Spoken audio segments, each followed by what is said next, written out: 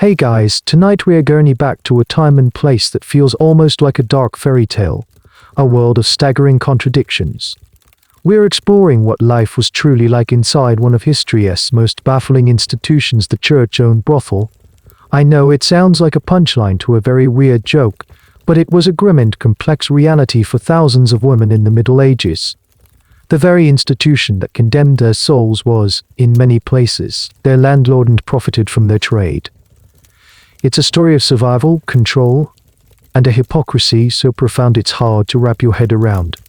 Honestly, if we were to drop you into this world, the odds of you thriving, well, let's just say you'd need more than a little luck. So, before you get comfortable, take a moment to like the video and subscribe, but only if you genuinely enjoy what I do here. Your support truly means the world. And while you're at it, let me know in the comments what city you're listening from and what time it is for you. I love seeing how far these stories travel. Now, dim the lights, maybe turn on a fan for that soft background hum, and let's ease into tonight's journey together. The first thing that hits you is the smell. It's a thick, complicated soup of scent, damp earth, wood smoke, roasting meat from some unseen cook fire, and the ever-present, sour tang of humanity packed tightly together. You've been walking for days, maybe weeks, the dirt from a dozen different villages clinging to the hem of your worn wool tunic. Your feet are a dull, throbbing ache, but you barely notice anymore. Is on the colossal stone archway looming before you, the city gate. It's late afternoon. The sun is a smear of apricot and bruised purple in the sky, casting long, skeletal shadows that stretch from the timber-framed houses. You made it. Just in time. You can hear the groaning of gears and the shouting of guards. The massive iron-banded, wooden gate is beginning to close for the night, a process as final and non-negotiable as the sunset itself. To be caught outside the walls after dark is to be left to the mercy of wolves, both the four-legged and two-legged kind. You squeeze through the shrinking gap with a final, desperate burst of energy, stumbling onto the muddy, cobblestoned street inside. The gate clangs shut behind you with a sound that feels like a prison door locking. You are in. You are safe from the wilderness. But as you look around, a new kind of fear begins to creep in. The city is a chaotic labyrinth. Houses lean against each other like tired old men, their upper stories jutting out over the narrow street, nearly touching and blotting out the last of the fading light. There are no street signs, no grid to follow. People navigate by landmarks: the Gilded Bowl Tavern, the Weaver's Guild Hall with its shuttle and loom crest, the ever-present spire of the main cathedral piercing the sky. Historians still debate just how overwhelming this sensory overload was for a newcomer, and whether the city's layout was intentionally confusing to outsiders or simply a product of organic, chaotic growth over centuries. For you, right now, it's simply terrifying. People shove past you without a glance. A merchant yells at a boy pulling a handcart. A woman throws a bucket of dirty water from a second-story window, and you leap back just in time to avoid it wrenching. Everyone seems to have a purpose, a destination, everyone but you. The worn leather pouch at your belt is empty. The last of your bread was finished 2 days ago. Hunger is a cold, hard knot in your stomach. A deep, resonant bong echoes through the city. It's the church bell, and this isn't just a random toll. In a world without clocks on every wrist, the church bells were the heartbeat of the city, a sonic timetable that everyone understood. The evening prayer. It's a signal for the pious to head to church, but it's also a signal that the workday is ending. Shops are being shuttered. Market stalls are being packed away. The city is preparing for the night. This is a well-known historical fact. The church didn't just govern spiritual life, it dictated the very rhythm of daily existence. But here's a little detail you might not know: different bells had different meanings. A frantic, clanging bell might mean fire. A slow, steady toll might announce a death.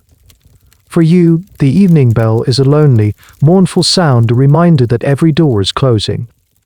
You pull your thin cloak tighter around your shoulders, trying to make yourself smaller, less conspicuous. You see a baker locking his door, the warm, yeasty smell of fresh bread a form of exquisite torture. You see a family laughing as they enter their home, a warm, golden light spilling from the doorway before it's shut, leaving you in the deepening twilight. You have nowhere to go, No family, no guild, no trade. You are a ghost in this bustling, living city, and the night is coming on fast. You press yourself into the cold stone of an alleyway, hoping the shadows will swallow you whole. The problem isn't just finding a place to sleep. The problem is surviving until morning. The cold seeps into your bones, a damp, insidious chill that makes your teeth chatter. The alley you've chosen for shelter stinks of garbage and something worse. You can hear rats skittering in the darkness, their tiny claws scraping against the stones. Every footstep in the main street makes you jump. The city at night is a different beast. The daytime chaos has been replaced by a tense, watchful quiet, punctuated by bursts of drum singing from a distant tavern and the occasional, sharp cry of the city watch making their rounds. All's well, and the hour is late. They call, but for you, all is certainly not well. Hunger is no longer a knot, it's a ravenous creature clawing at your insides. Your mind feels fuzzy, your thoughts slow and disjointed. You remember the stories from your village, whispered by the fire on long winter nights. Stories of what happens to women who are alone and unprotected in big cities. Those stories, which seemed so distant and fantastical then, now feel terrifyingly real. You press your back harder against the rough wall, as if you could somehow merge with the stone and disappear. A figure detaches itself from the shadows at the other end of the alley. Your heart leaps into your throat. It's a man, large and imposing, wrapped in a heavy cloak. HES walking slowly, deliberately, his footsteps echoing in the narrow space. You hold your breath, praying he'll pass by. But he stops. HES. You can see his face in the gloom, only a silhouette. Lost, little bird, he asks. His voice is surprisingly soft, not the gruff menace you expected. You can't find your voice to answer. You just stare, paralyzed by fear. He takes a step closer and you flinch. Easy now, he says, holding up a hand. I'm not going to harm you. You look like you could use a hot meal and a roof over your head. The words are a lifeline, a temptation so powerful it almost eclipses your fear. A hot meal. A roof. It's everything you've been dreaming of for weeks. But your grandmother's warnings echo in your mind. Nothing is given for free, child. Everything has a price. You find a sliver of courage. Who are you? You whisper, your voice raspy. Just a friend, he says, his voice smooth as oil. I know a place, a respectable house. They're taking girls like you, give them work. A safe place to live, a respectable house. The phrase hangs in the air. You're not a fool. You know what kind of work HES talking about. The shame is a hot flush on your cheeks, even in the cold. In your village, those women were spoken of in hushed, scornful tones. They were the fallen, the lost, the sinners. The priests said their souls were a forfeit. But the priest's words were spoken to a congregation with full bellies. In a warm church, he was shivering in an alley, staring starvation in the face. The man can see the conflict in your eyes. It's better than the alternative, isn't it, he says, his voice still gentle, but with an edge of finality. Better than freezing out here. Better than starving. The house is managed. It's official. This is where the history gets murky and uncomfortable.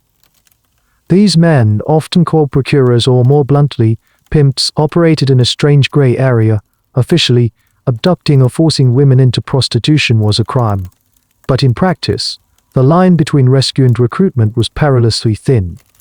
Historians argue about the extent to which these men were independent operators or semi-official agents for the houses they supplied. Were they predators, or were they, in their own twisted way, offering a service to both the desperate women and the institutions that needed a steady supply of them? You look down the dark, empty street, then back at the man.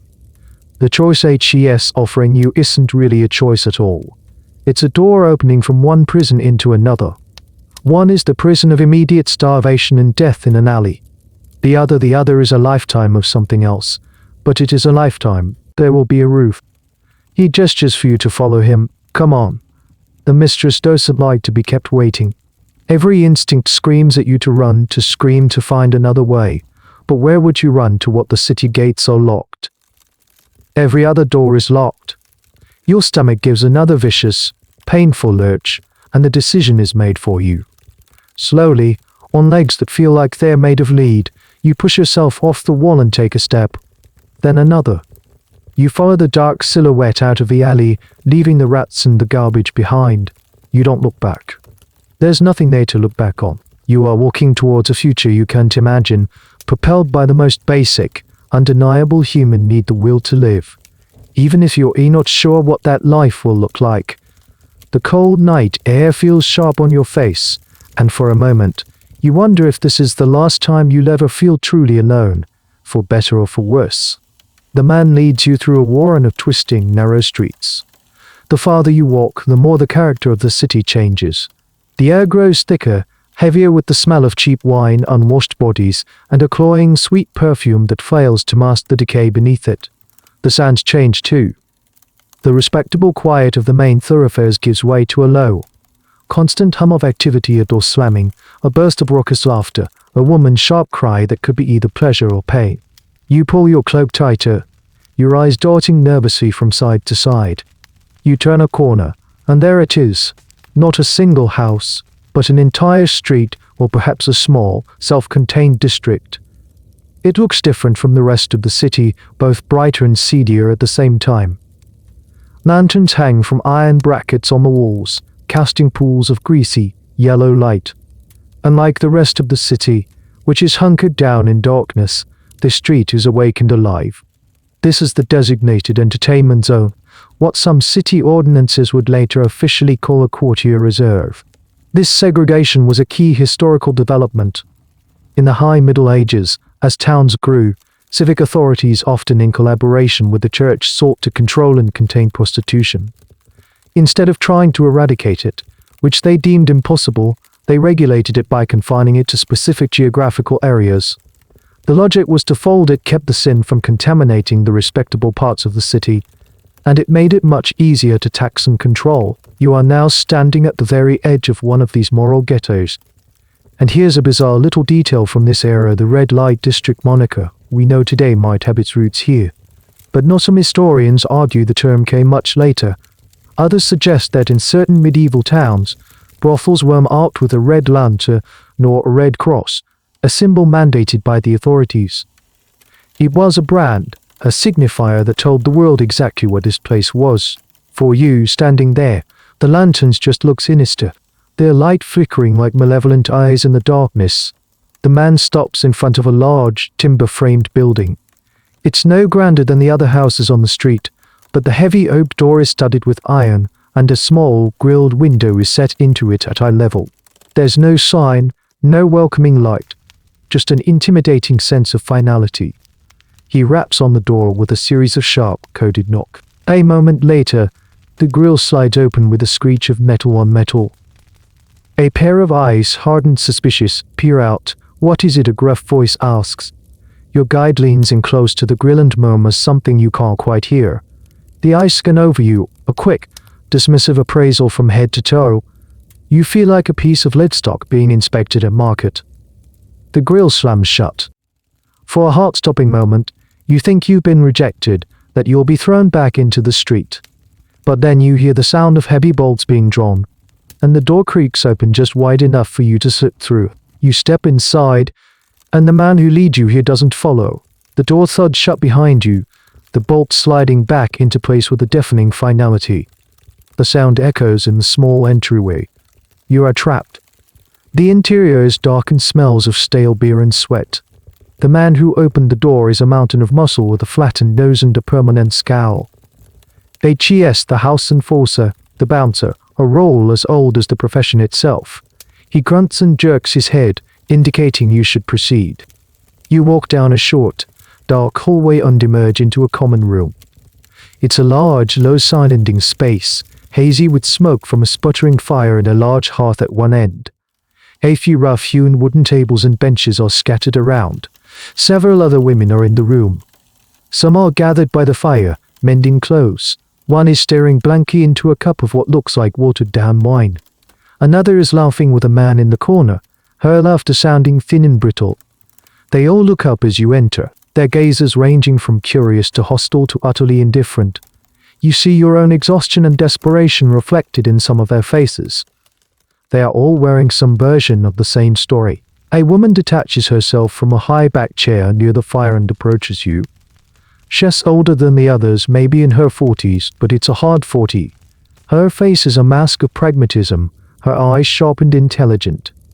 She's not dressed in finery, but her clothes are cleaner and of better quality than anyone else's. This is the mistress, the abbessee as they were sometimes cynically called, a nod to the strange parody of monastic life that these houses sometimes adopted. Whether she was a former prostitute who had worked her way up, or someone appointed by the city or church officials who owned the building, is a question historians often ponder. Her role was part manager, part warden. She circles you slowly, her eyes missing nothing: the worn-out shoes, the thinness of your frame, the fear in your eyes. "Another stray the cat dragged in," she says, her voice not unkind but devoid of any real warmth. "What's your name, girl?" You tell her your name, your real name, the one your mother gave you. It feels strange and foreign on your tongue in this place. She snorts softly. "That name is gone. Well, find a new one for you here." The mistress, who introduces herself as Madame Helene, leads you to a wall at the back of the common room. Nailed to the rough plaster is a large sheet of parchment, its edges curled and stained. On it, written in a surprisingly neat, clerical hand, is a long list of rules. This isn't just Helene's personal house policy, this is the official ordinance, a contract of sorts between the city, the church, and the women who live and work here. "You'll learn these," she says, her tone leaving no room for argument. "Knowing them keeps you safe. Ignoring them gets you fined, or worse. First," she begins, "no work on Sundays or on holy feast days. On those days, you go to Mass. No exceptions. This is the most glaring hypocrisy, and a well-documented historical fact. The institution that profited from yours in 6 days a week demanded your pious observance on the 7th.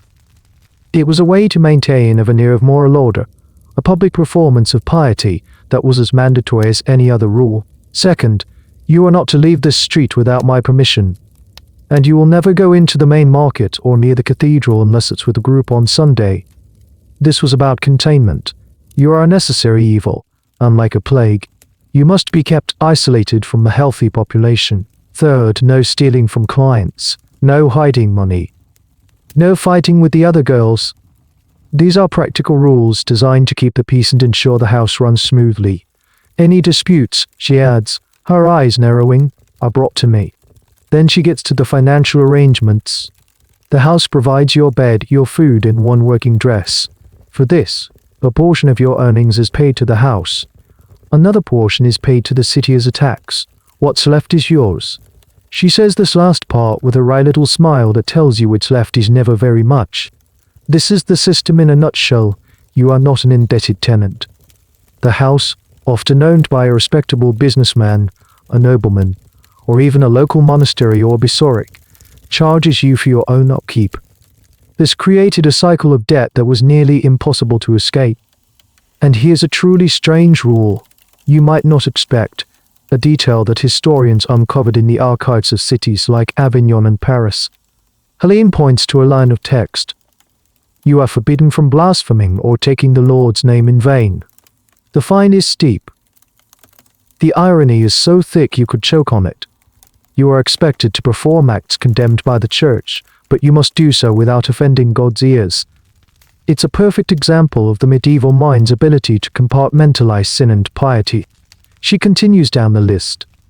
Rules about hygiene, a constant struggle in this era. Rules about how to treat clients with deference, regardless of their behavior. Rules about not having personal relationships or accepting gifts directly. Each rule is another bar in the cage being built around you. The question of who wrote these rules and why is something scholars still unpack. Was it the church trying to salvage souls and impose order on an unholy situation, or was it the secular authorities primarily concerned with public health, civic order, and of course, tax revenue? The truth is likely a messy combination of both. The motivations were a tangled web of piety, pragmatism, and profit. You stare at the list, your head spinning. It's a life governed by bells, regulations, and financial obligations you don't fully understand. It's a complete surrender of your autonomy. But as you look around the smoky room at the other women, you see a kind of tired acceptance on their faces. This is the price of that refund that meal the man in the alley promised you. Any money or valuables you have on you, Helene asks, her voice pulling you from your daze. You shake your head. Nothing. Good, she says, though it doesn't sound like a compliment. Makes things simpler. Debts can be a problem. She turns away from the wall of rules. Come. Let's get you cleaned up. You can't work looking like a half-drowned rat. She leads you toward a curtained-off area at the back of the house. You can hear the sound of splashing water and smell the coarse lye soap. As you walk, you notice a small, simple wooden cross hanging on the wall. It's not ornate, just two pieces of wood tied together. In any other house, it would be a symbol of faith and comfort. Here, it feels like a mockery, a silent, wooden witness to the bizarre contract, even here, especially here and here. And in this world, his representatives are not just your moral judges, they are, in a very real sense, your landlords. That name you gave me, Madame, Helene says over her shoulder as she leads you away from the common room. It's too plain. To from the countryside. It carries your past with it, and the past is a heavy thing to drag around in a place like this. She pulls back a heavy, greasy curtain, revealing a small, damp alcove. A large wooden tub sits in the middle, filled with lukewarm, scummy water that has clearly been used before. The sight of it makes your skin crawl, but the thought of washing away days of grime is still a powerful law. Here, we give you a new name, she continues, gesturing for you to get on with it. It's for the clients, of course. They like something a little more fanciful, something that sounds like a character from a story. This practice is one of those small, poignant details of the trade. A new name was a tool. It created a persona, a character for you to inhabit. This character could endure self might not be able to. It was a shield, a flimsy one, but a shield nonetheless. It also served to sever you from your previous life, making it harder for family to find you, and harder for you to remember who you used to be. You were no longer Jean, the farmer's daughter. You were now Isabel or Fleur or Colette. As you slowly, hesitantly, shed your filthy clothes, you think about your real name. You say it over and over again in your head, a silent mantra. It feels like the only thing you have left that is truly yours. The name Armelini feels foreign, a costume you are being forced to wear. While you wash, another woman enters the alcove. She is not much older than you, but her eyes hold a weary hardness that makes her seem ancient. She wordlessly hands you a rough linen towel and a plain, shapeless chemise. It's clean but patched in several places. In Margot, she says, her voice flat. She doesn't offer a smile. Helene sent me to help. Margot's presence is not one of kindness but of duty. She shows you how to use the harsh soap to scrub your skin and hair, her movement sufficient and impersonal. It's clear she's done this many times before with other new arrivals. This is your first real interaction with one of your sisters. The dynamics within these houses are a subject of much debate among historians. Were they dens of vicious competition, with women fighting over clients' unfavor, or were they places of reluctant solidarity, where shared suffering created powerful bonds of friendship and mutual support? The reality, as is so often the case, was likely a complex mix of both. There would be friendships and alliances, but also jealousies, betrayals, and a strict, unspoken hierarchy. Don't let Helene see you crying, Margot advises, her voice a low murmur as she sees the tears welling in your eyes. She hates cries. Says it's bad for business. You quickly wipe your eyes with the back of your wet hand. Thank you, you whisper. Margot just shrugs. The first night is the worst. You get used to it. She pauses, then adds, or you get numb. Same thing, I suppose. Here's a detail that personal accounts and court records from the times reveal: the women created their own internal culture. They had their own slang, their own superstitions, their own ways of coping. They might share remedies for common ailments, or whisper stories to each other late at night when the clients were gone. These small acts of shared humanity were crucial for survival in a system designed to strip them of their individuality. Once you are clean and dressed in the simple chemise, she looks you over, her gaze critical. Better, now for your working clothes. She hands you a dress. It's not the scandalous, revealing garment you might imagine from modern movies. It's a simple woolen kirtler, not much different from what a working-class woman on the outside might wear. But the color is what matters. It's a bold, garish shade of red. It's the color of sin. The color of shame, the color of shame, the color of your new profession. You have seen this color before, on the small sashes or ribbons that other women on this street were wearing. You are now Omelini, scrubbed clean of your past and cloaked in the identity of the house. Your old name is a secret you must keep locked away, a small, flickering candle of your former self. As you follow Helene and Margot back out into the smoky common room, you feel utterly detached from your own body, as if you were watching a play about some other poor, unfortunate girl. You have been given a new identity, but it's just another part of the old familiar cage. You have a new name, but it is just a new shackle, one forged of sound instead of iron. The red dress feels coarse and heavy against your newly cleaned skin. It's not just the fabric, it's the weight of what it represents. Madame Helene tugs at the sleeve, straightening a seam. "This is your mark," she says, her voice slow and serious. "When you are on this street, you wear this, or a sash of this color, or a striped hood. Every city has its own rules." She's referring to the Sumptuary laws of the era, which were a fascinately detailed and often bizarre set of regulations governing what people of different social classes could wear. For most people, these laws were about preventing social climbers from dressing above their station. A merchant's wife couldn't wear the same silk brocade as a duchess, for instance. But for you, these laws worked in reverse. They weren't meant to keep you from rising too high, they were meant to brand you, to make your status and profession instantly recognizable and to keep you firmly in your place. This visual marking is a well-documented historical fact. In some parts of France, prostitutes were required to wear a red cord on their arm. In Augsburg, a yellow veil. In Florence, it was bells on their heads. In Bristol, a striped hood. The purpose was clear: to make you a walking, talking advertisement for your trade and, simultaneously, a symbol of shame that could be easily identified and avoided by respectable folk. You were a living billboard, and your body was the canvas. This way, the city watch knows who you are, Helene continues, explaining the grim logic. They know you belong here. It protects you from being arrested for vagrancy, but it also means you can't pretend to be anyone else when you're outside these walls. It's a double-edged sword, a form of protection that is also a form of imprisonment. The red dress allows you to exist within the system, but it also prevents you from ever moving freely outside of it. You look down at the dress. It's a simple, functional garment, designed to be durable, not beautiful. But the color transforms it. It's the color of wine, the color of blood, the color of a sunset before a storm.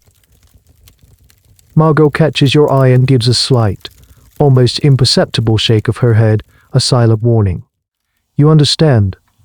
You are not to show any distress. You are to accept this new skin as you have accepted everything else with quiet, numb compliance. Later that evening, you see the full effect of this uniform. Helene allows some of the women to stand in the doorways of the house, a quiet and controlled form of soliciting. The street is dim, lit only by the scattered lanterns. Men, cloaked and hooded to hide their identities, walk down the center of the street, their gazes sweeping from one doorway to the next. They are shopping. And the women, in their colored sashes and dresses, are the goods on display. The visual code is brutally efficient. It strips away all nuance, all individuality. You are not Ameline or Margot or any other name. You are simply a woman in a red dress. A category, a function. Here's a peculiar and rather sad detail that some historical accounts mention: the women themselves sometimes policed these rules. If a new girl refused to wear her designated color, or if an unlicensed woman tried to work on their street without the proper identifying marks, the established prostitutes might be the first to report her to the authorities or doctor her away. It was just about following the rules, it was about protecting their designated territory and their precarious livelihood. The system pitted them against each other, making them participants in their own regulation. The academic debate on this topic is fascinating.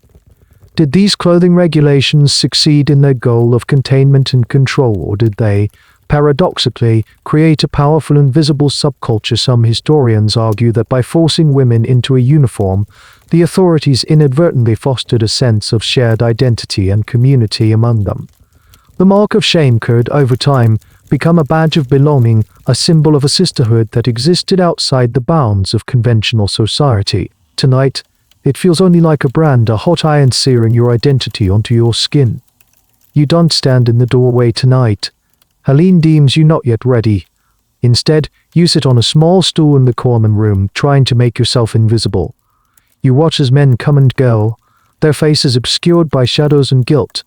You watch the other women, how they switch on a smile, a laugh, a look of invitation, and how it vanishes the moment the transaction is complete. The red dress is now your reality. It is the first thing people will see and the only thing they will judge. It's a strange kind of armor. It protects you from the ambiguity of your old life, where you were a person with potential and a past. Now your role is simple, clear, and starkly defined by a single, screaming color. It is the color of a cage made not of iron bars, but of thread. The first time you see money change hands, it happens so quickly you almost miss it. A man, his face flushed with wine, presses a few small coins into Madame Helene's palm before he ascends the creaking wooden stairs with one of the other women.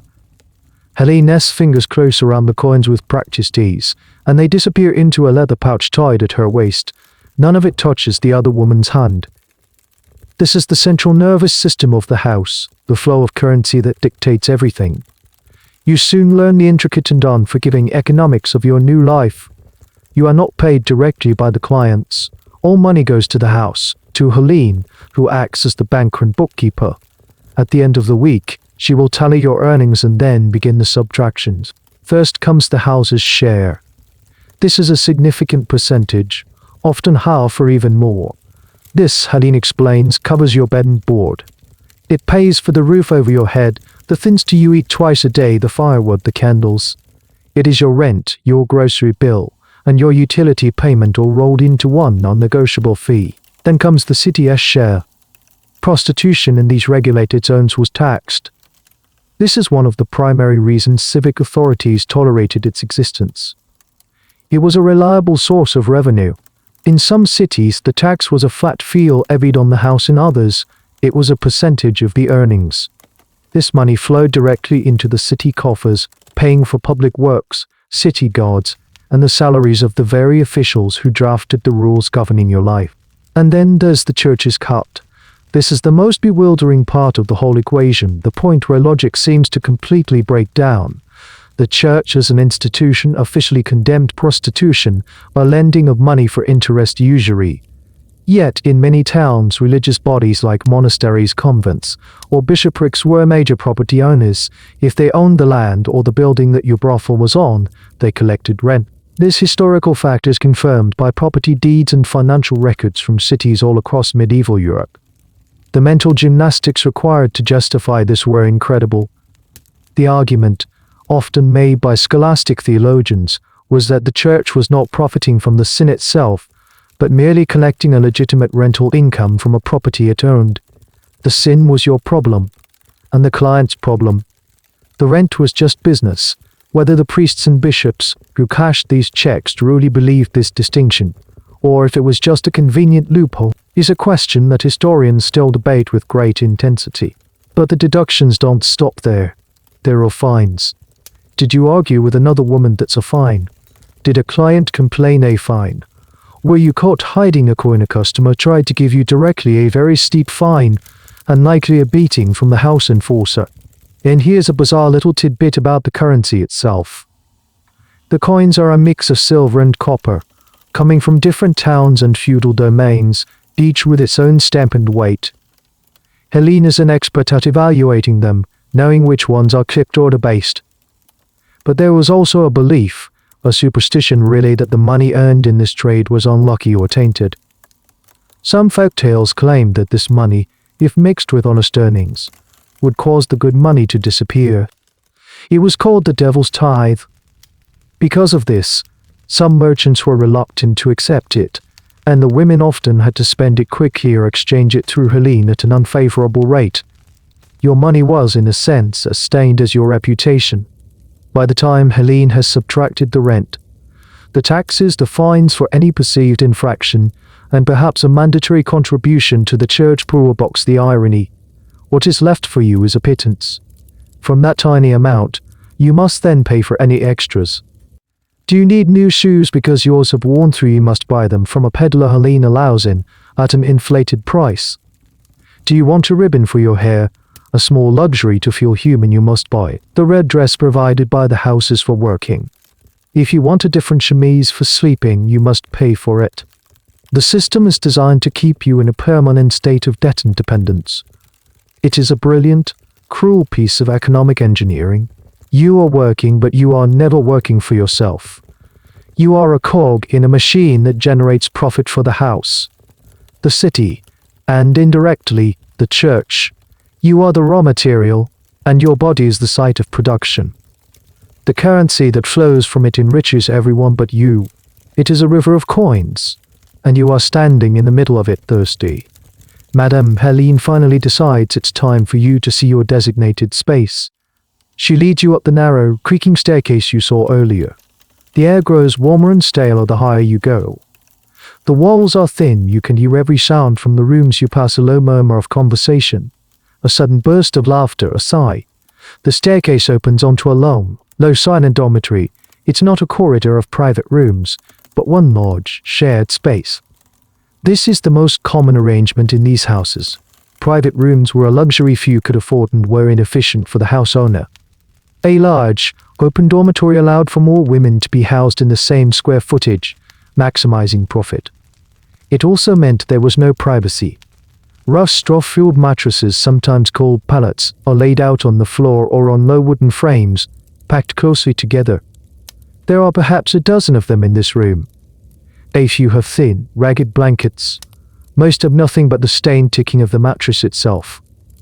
The only light comes from a single, grimy window at the far end of the room. Its shutters close tight against the night. The room smells of unwashed linen, stale sweat, and human proximity. Helene points to an empty pallet in the corner, squeezed between a wall and another woman's sleeping space. "This is yours," she says. You look at it. It's a pathetic little rectangle of space. No hook on the wall for your clothes. Your entire world is now supposed to be contained on this lumpy mattress. You see another woman's meager possessions next to her pallet, a small wooden tome with several teeth missing, and a tiny, carved wooden bird, no bigger than your thumb. It's a heartbreaking personal object in this brutally impersonal space. You keep your space clean, Helene warns. Any mess, any trouble, and you'll be sleeping in the cellar. You nod, unable to speak. You sit down on the edge of the pallet. The straw inside rustles and crackles, and you can feel the hard floorboards through the thin layer of stuffing. This is your bed. This is your home. This is your sanctuary, except it offers no sanctuary at all. This lack of privacy was a fundamental aspect of your existence here. You would sleep, wake, dress, and undress in the constant presence of others. Your conversations would be overheard. Your tears would be seen. There were no secrets in the dormitory. This constant surveillance, whether intentional or just a byproduct of the living conditions, was another form of control. And here's a small, sad detail that social historians have pieced together from household inventories and court testimonies. The bedding was often a source of conflict and hierarchy. A woman who had been there longer, or who was more favored by the mistress, might have a slightly thicker pallet or an extra blanket. A newcomer like you got the worst spot, the lumpy-est mattress, the drafty-est corner. These tiny gradations of comfort were immensely important, symbols of status in a world where you had almost none. You lie back on the straw, your hands behind your head, and stare up at the smoke-stained wooden beams of the ceiling. You can hear the breathing of the other women in the room. A few are already asleep, their soft snores filling the space. One is crying softly, a muffled, hopeless sound she is trying to stifle in her blanket. You recognize the sound from your own throat just a few nights ago in the alley. The question of whether these women ever felt a sense of home in these spaces is a poignant one for historians. Did the shared suffering, unforced intimacy create a kind of dysfunctional family, or was it a place of constant anxiety and vulnerability? The answer is likely that it was both, sometimes simultaneously. It was a place you might share a whispered joke with the woman on the pallet next to you, and the same place where that woman might steal the bread you'd hidden under your mattress. You close your eyes, but sleep feels a million miles away. You think of the room you grew up in. It was small, shared with your sisters, but it was yours. It had a window that looked out onto a field of wildflowers. You could see the stars from your bed. This room has no stars. The only view is of the other trapped souls around you. The door to the dormitory creaks open, and Margot slips in. She navigates the maze of mattresses with practiced ease and settles onto the one next to yours. She doesn't look at you, just stares at the ceiling. "Don't let it get to you," she whispers, her voice barely audible. "Think of it as a place to rest your head. Nothing more." "Is it always like this?" you ask, the words catching in your throat. "It is what it is," she says, a phrase you are beginning to realize is the unofficial motto of this entire establishment. You're out of the rain. You leak tomorrow. For now, that's enough. Try to sleep. The nights are short, and the days are long. She turns on her side, pulling her thin blanket up to her chin, a clear signal that the conversation is over. You are left alone with your thoughts in the crowded, silent room. The pallet beneath you feels less like a bed and more like a raft, a tiny, flimsy thing in a vast, dark ocean. And you have no idea which way the current is flowing. You're jolted awake by a sound that cuts through the thick, sleepy air of the dormitory. It's not a human voice, but the loud, clanging peal of a bell. For a moment, disoriented, you think the building is on fire. But then you hear the groans and rustling of the other women around you. This is not an alarm. This is the matins bell, the pre-dawn call to prayer from the nearby cathedral. In the world outside these walls, it summons monks and the most pious of lay people from their beds. Here, it serves a different, more practical purpose. It's your alarm clock. Your entire day from waking to sleeping will be dictated not by the sun, but by the church bells. This is a fundamental aspect of medieval urban life that we often forget. Time was not a private, personal thing measured by a watch on your wrist. It was a public, communal experience, broadcast across the city in a sonic code that everyone understood. The matins bell meant rise. The prime bell a bit later might signal the start of the market day. The tertii, sextii, and nun bells marked the mid-morning, noon, and mid-afternoon, dividing the workday into segments. And the vespers and compline bells signaled the end of the day, the closing of the gates, and the call for evening and night prayers. Madame Helene appears in the doorway, a single candle casting her in a monstrous, flickering silhouette. Up, all of you. The day doesn't wait for lazy bones. You scramble from your pallet. Your body stiffens sore from the hard floor. There's a frantic, quiet scramble as the women get dressed and prepare for the day. There's no washing, no breakfast yet. The first order of business is chores. You are handed a rough broom and tasked with sweeping the common room floor. Others are sent to fetch water, tend the fire, or empty the chamber pots, a truly thankless and foul-smelling job. As you sweep, you watch the slivers of grey dawn begin to appear through the cracks in the shutters. The city is waking up. You can hear the distant rumble of carts and the first shouts of street vendors. Later in the evening, you will learn the other side of this sonic tyranny. Another bell will ring the curfew. This bell, often called the ignite GIM or fire cover bell, signaled that all fires should be banked for the night to prevent accidental blazes in the tightly packed wooden city. But it was also the signal for all respectable citizens to be indoors. For the women of this house, it marked the true beginning of the workday. We're the only people with a legitimate reason to be out and about in the dark.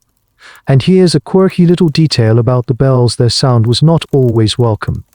Court records from the period show legal disputes where citizens would complain that a nearby monastery's bells were too loud or rung too early, disrupting their sleep, but no one ever won a case against the church. The bells were seen as a divine and civic duty, a sound that held the community together. For you, they are simply the voice of your warden, a constant reminder that your time is not your own. The day wears on in a monotonous rhythm of chores and waiting. You are not yet allowed to work with clients. Helene says you are still learning the rules, still being broken in. So you watch, and you listen. You learn that the house has its own internal rhythm, dictated by Helene. But this rhythm is always subservient to the bells outside. A client might be ushered out mid-visit because the Vespers bell has rung, signaling the hour of prayer, a time when all commerce, even this kind, was supposed to cease. The academic debate here centers on whether this rigid, bell-driven schedule was a form of social control or simply the way the entire society functioned. Was it specifically designed to discipline the women in the brothel, to impose a quasi-monastic order on their chaotic lives, or was it just that everyone, from the baker to the bishop to the prostitute, lived their lives according to this shared, sacred timetable? The answer is probably a bit of both. The bells controlled everyone, but for you, they felt less like a communal heartbeat and more like the ticking of a clock in a prison cell. That night, as you lie on your pallet, another bell tolls. This is the complaint bell, the last prayer of the day, the final signal for the city to go to sleep. But in your little, segregated street, the night is just beginning. The laughter and music from the common room below grow louder. You can hear the heavy tread of men on the stairs. The complaint bell is meant to bring peace. For you, it brings only a sense of dread. It's the starting gun for the part of your life you fear the most. The bells that bring peace to the rest of the city are the ones that signal the start of your personal turmoil. They ring for everyone, but they do not mean the same thing for everyone. When Sunday arrives, the atmosphere in the house shifts. The usual morning chaos is replaced by a tense, almost sullen quiet. There is no word today. The ordinances you saw on the wall are very clear about that. The Lord's Day is for rest and for God. For you, it means facing the most surreal and giant contradiction of your new life. Everyone up and washed. Put on your best chemise, Madame Helene commands, her voice even sharper than usual. And for God's sake, try to look penitent. The priest will be watching. You and the other women are herded together. You are not wearing your red working dresses. Instead, you wear simple, drab gowns, the closest thing you have to respectable clothing. But your status is still marked. Helene hands each of you a plain white veil to wear over your hair. It's not a symbol of purity, but the opposite. It's the designated marker for public sinners entering the house of God. You file out of the brothel and into the morning light. The sun feels unnaturally bright and the air cleaner than on your own street. As you walk in a silent, huddled group towards the cathedral, people stop and stare. Mothers pull their children closer, their faces a mixture of contempt and pity. Men who, just last night, might have been anonymous clients in the shadows of your house, now look straight through you or avert their eyes in feigned piety. The shame is a physical thing, a hot cloak you can feel on your shoulders. You keep your eyes fixed on the dusty ground in front of you.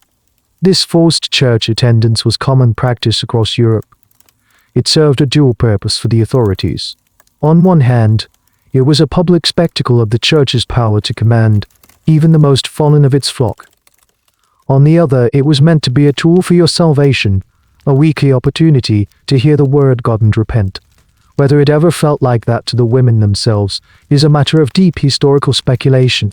You reach the cathedral, a towering stone edifice designed to make you feel small and insignificant before the glory of God. You don't enter through the main doors with the rest of the congregation. You are led to a small side entrance, a door you've never noticed before. Inside, you are not allowed to mix with the general populace. You are led to a specific, designated area, sometimes called the sinner's pew or a Magdalene bench. In your case, it's not even a pew but a cold stone bench at the very back of the church, partially obscured by a pillar. From here, you can see the backs of the respectable families in their fine clothes. You can see the sunlight filtering through the magnificent stained glass window, telling stories of saints and martyrs you can barely make out. You can smell the incense and hear the priest's voice chanting in Latin, a language that feels both holy and alien. And here's a truly strange detail from the period in some churches. There was a specific symbol or carving near this designated area. It might be a carving of Mary Magdalene washing Jesus' feet, or sometimes, more crudely, a mermaid, a creature believed to lure sailors to their doom. It was a visual cue, a permanent architectural reminder of who was supposed to sit there.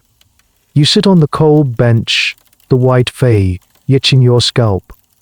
You are in God's house, yet you have never felt more distant from him. The sermon begins. The priest's voice rises and falls, echoing in the vast space. He speaks of sin, of damnation, of the fires of hell that await the unrepentant. He speaks of lust as a demon that devours the soul. His words are not meant for comfort or guidance. They are a condemnation. And you feel the weight of every word directed at you and the women beside you. You are the living embodiment of the sin he is preaching against, placed here as a visual aid for his sermon. The historical debate around this practice is poignant. Did any of these women find genuine solace in these services? Did the rituals and the music offer a moment of peace in their turbulent lives?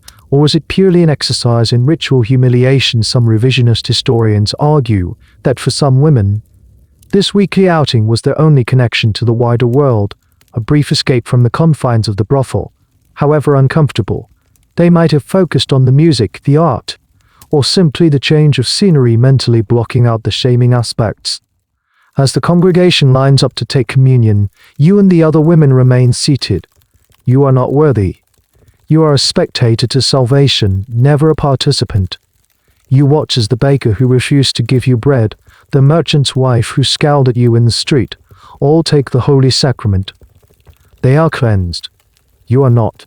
After the service ends, you are herded out the side door before the main congregation disperses to avoid any mingling. You walk back through the streets, the white veils marking your retreat. The sun is higher in the sky now. The city is alive with the sounds of a Sunday, children playing, families strolling.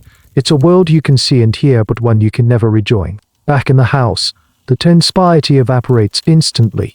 The veils are tossed aside, and the drab dresses are exchanged for the familiar red ones, ready for the evening when the Sabbath officially ends. The Sunday contradiction is over. You have performed your public penance. You have sat in your designated place and listened to your own damnation. Now you must prepare to return to the work that pays for the church's rent, the city's taxes, and the priest's salary. It's the most bewildering and exhausting day of the week. In the strange ecosystem of the house, Madame Helene is the queen bee, but she is not the ultimate authority. A few days after your arrival, you meet the man who holds the real power. He arrives unannounced one afternoon, a thick-set man with a soft body and hard, calculating eyes. He is introduced simply as the guardian or the protector of the house. This figure, known by various titles in different regions, was a crucial part of the regulated system. He was an official, often appointed by the city council or, in some cases, directly by the ecclesiastical authority that owned the property. His job was to be the bridge between the sinful house and the respectable world of law and order. He was the warden, the inspector, and the ultimate enforcer of the rules. He is not a priest, but he carries the weight of the church's authority. He is not a city guard, but he can have you arrested with a single word. He greets Helene with a curt nod and immediately begins his inspection. He doesn't look at the women, he looks at the account books. He checks the ledger where Helene records the earnings and, more importantly, the deductions. He wants to ensure the city and the landlord are getting their proper share. Your existence, to him, is a column of numbers on a page. He walks through the common room, his gaze sweeping over everything. He notes the cleanliness of the floor, the state of the furniture. He is checking to see if the business is being run in an orderly fashion. An orderly brothel is a profitable brothel, and one that is less likely to cause public disturbances that would draw unwanted attention. Then his eyes land on you. You are the new variable, the unknown quantity. This is the new anomaly, he asks, the name sounding strange and official coming from his lips. Helene had obviously reported your arrival. You murmur, "Yes, sir," keeping your eyes downcast as Margot had instructed you to do whenever he was present. He walks over to you, circling you slowly, much as Helene had on your first night, but his appraisal feels different. It's colder, more detached. He is not assessing your potential for work, he is assessing you as a potential problem. Are you a runaway from a powerful family? Are you sick? Are you rebellious? She understands the rules, he asks Helene, though his eyes are still on you. She is learning, sir, Helene replies smoothly. She is quiet and obedient. This is where the historical accounts get particularly grim. These guardians were meant to protect the women from abuse, at least in theory. The official ordinances often stated that the guardians should ensure the women were not beaten by clients, were given adequate food, and were not held against their will if they truly wished to repent and enter a convent. The existence of this role is a point some historians used to argue that the system had a caring or protective element. However, the reality was often far darker. The guardian's primary loyalty was not to the women, but to his employers, the city, or the church. His main job was to protect the investment. A sick or rebellious woman was a bad investment.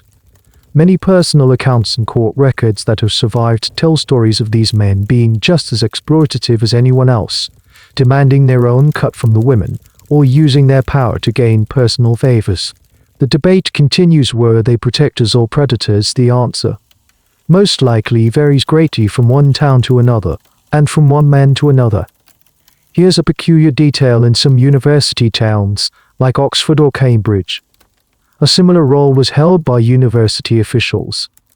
Their job was to police the town's brothels, not for the women's sake, but to prevent the students from squandering their money and time on sinful distractions. They had the authority to arrest and imprison any woman found soliciting students. The focus was on protecting the male students' morals and finances, not the women's well-being. The guardian finishes his inspection of you and seems satisfied. He gives a final nod to Aline. "See that things remain in order," he says, and then he leaves as quietly as he arrived. The moment the door closes behind him, the tension in the room dissipates. Helene lets out a long breath and straightens up, her usual authority flowing back into her. The guardian's visit is over for now. You learn from Margot later that his visits are irregular, designed to be unpredictable. He is the ghost in the machine, the unseen force that ensures the whole sordid enterprise runs according to the official plan.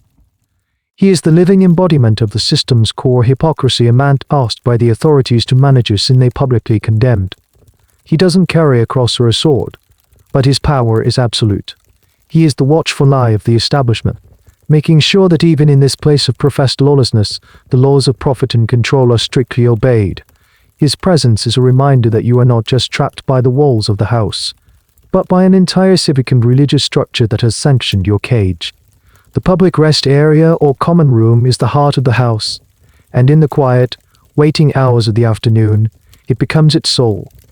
This is where you spend most of your time, and you quickly learn to navigate the invisible currents of its social structure. It's a world of whispers, shared glances, and an unspoken hierarchy as rigid as any court. At the top is Madame Helene, the undisputed ruler, but just below her are her lieutenants. In your house, this is a woman named Isabel. She's been here the longest, nearly a decade. She's not beautiful in the conventional sense anymore. Life has hardened her features, but she carries herself with an air of weary authority. She gets the best seat by the fire, the first pour of wine, and the clients with the deepest pockets. She rarely speaks to the newer girls like you, and when she does, it's with an air of condescending pity. She has a vision of your potential future, and it's a grim one. Then there are the middle-ranking women like Margot. They have been here long enough to understand the rules and have carved out a precarious existence. They form small, shifting alliances, sharing gossip, mending clothes together, and sometimes, in a rare moment of camaraderie, laughing at a shared joke. They are the ones who teach you the practical things: how to water down a client's wine to make it last longer, how to spot the signs of a man who will turn violent, how to feign interest when you feel nothing but numb exhaustion. And then, there are the girls at the bottom, the newcomers like you. You are given the worst chores, the last pick of the food, and the most difficult or least desirable clients. You are watched constantly, both by Helene and by the other women, judged for every mistake. This internal hierarchy is a classic feature of institutional life, from prisons to boarding schools, and brothels were no exception. Historians debate the nature of these relationships. Were they primarily competitive, a war of all against all for survival and meager rewards, or did a sense of solidarity, a sisterhood of the oppressed, prevail? The truth, gleaned from the few surviving records, suggests it was a constant, tense negotiation between the two. You learn to communicate without words. A slight narrowing of the eyes from Isabel means you are doing something wrong. A quick, subtle shake of the head from Margot warns you away from a particular client lingering at the door. You learn to read the mood of the room, to know when to speak and when to stay silent. In these quiet hours, stories are swapped like contraband. They are really happy stories. They are tales of how each woman ended up here. One was an orphan, left on the church steps. Another was a servant girl, dismissed without a reference after the master of the house took an interest in her. Another was a widow with no family to support her. Each story is a variation on the same theme: a world that had no safety net for a woman who fell through the cracks. Your own story, which felt so uniquely tragic, now seems like just another chapter in the same sad book. And here's a fascinating, little-known detail about the language of this world: the women often develop their own cant, or secret slang. It was a way of speaking in code in front of clients or the mistress. A man with no money might be called a dry fish. This private language was a small act of rebellion, a way of creating a secret, shared world that outsiders couldn't penetrate. It was a tool of solidarity in a place designed to isolate them. One afternoon, as you are mending a tear in your red dress, you listen to Isabel and another senior woman, Clothilde, talking by the fire. They are not talking about clients or money. They are arguing about saints. Saint Mary of Egypt is the one to pray to, Isabel insists. She was a sinner in the desert, she understands. No, Clothilde counters, it is the Magdalene. She washed his feet with her tears. She was forgiven. You listen, fascinated. In a place so seemingly devoid of faith, these women cling to the stories of female saints who wear themselves outsiders or sinners. They are not praying for salvation in the next life, but for protection in this one. They are looking for a celestial patron who might understand their plight. The academic question of how these women reconciled their faith with their profession is endlessly complex. For them, it wasn't a theological puzzle, it was a practical matter of finding hope and comfort wherever they could. You begin to find your own place in this ecosystem. You are quiet, you are observant, and you are a good listener. Margot takes a tentative liking to you, sharing a piece of her bread one morning. A small gesture that feels enormous. You learn to be useful, to be unobtrusive. You learn that survival here is not adaptable. Here is not about being the most adaptable. The common room is a microcosm of a brutal world, full of quiet cruelties and small, unexpected kindness. It's where you learn that your greatest threat is not always the male clients, but sometimes the woman sitting next to you. And yet, it's also where you learn that your only possible ally is that very same woman. It is a place of profound and constant contradiction, a waiting room between one transaction and the next. The first time a client chooses you, your blood runs cold. He is not a monster. That would almost be easier. He is a merchant. You can tell by his well-made, though not extravagant clothes. He is middle-aged, with a soft paunch and tired eyes that refuse to meet yours directly. He looks like a man who could be a father, a husband. He looks, in short, painfully ordinary. He points a trembling finger in your direction and murmurs your new name, Omelini, to Madame Helene. The transaction is handled swiftly and discreetly. Coins are exchanged. A deal is struck. You are to follow him upstairs. As you walk up the creaking steps, every lesson Margot has taught you runs through your head. Don't speak unless spoken to.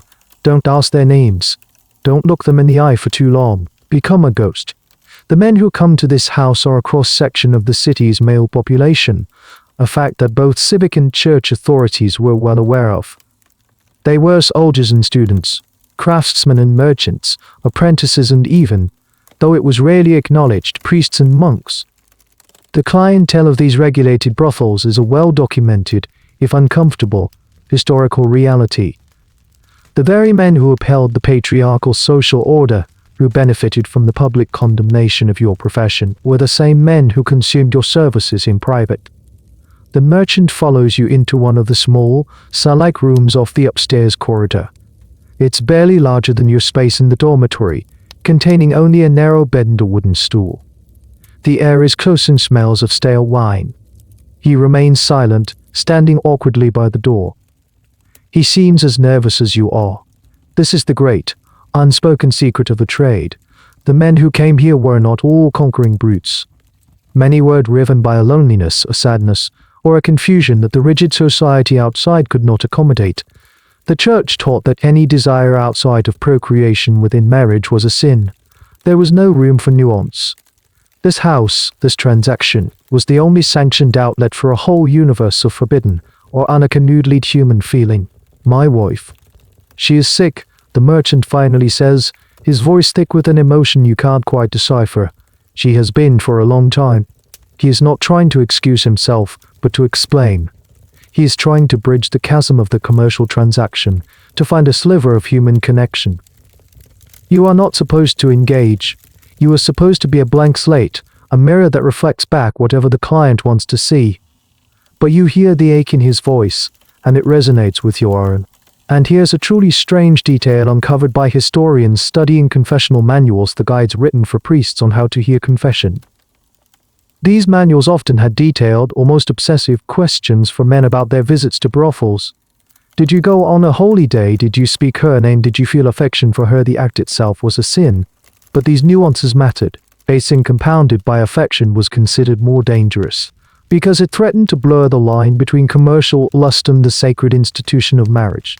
The church was terrified of any genuine emotional connection happening in a place like this. You simply nod in the dim light, saying nothing. You are playing a role. You are Amalini, the compliant girl in the red dress.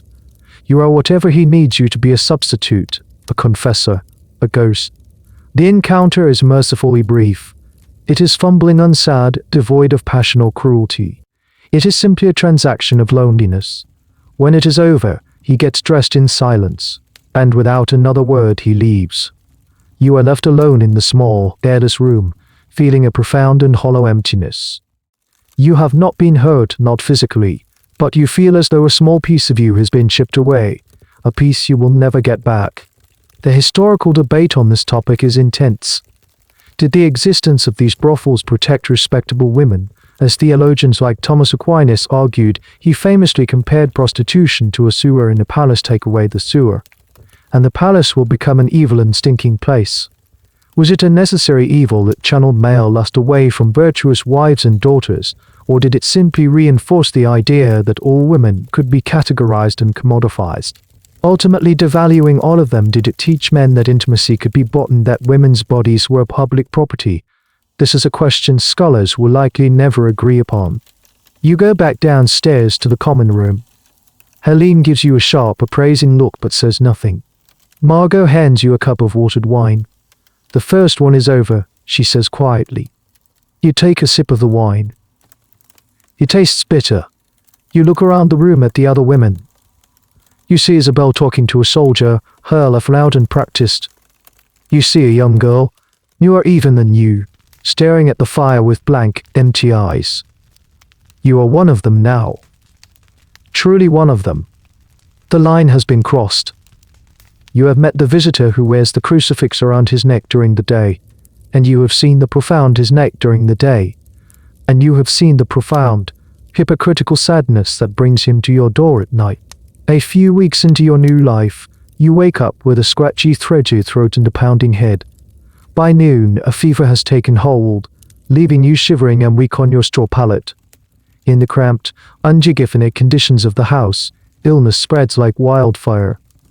For you and the other women, getting sick is not just a matter of discomfort, it's a terrifying economic disaster. An ill woman cannot work.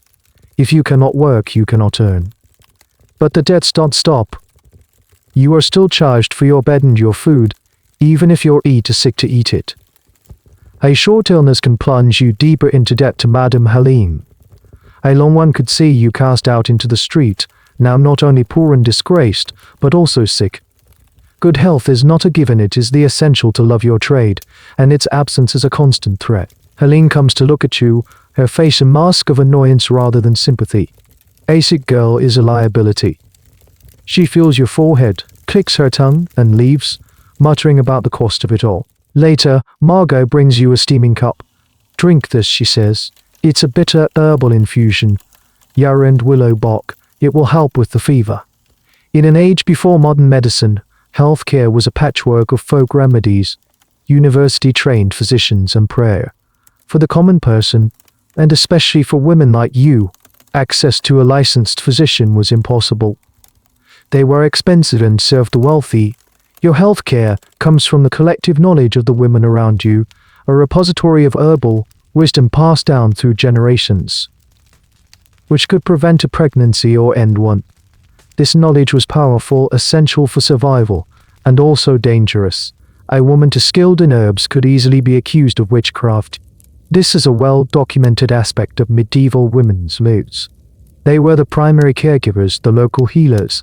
Yet this power was always suspect.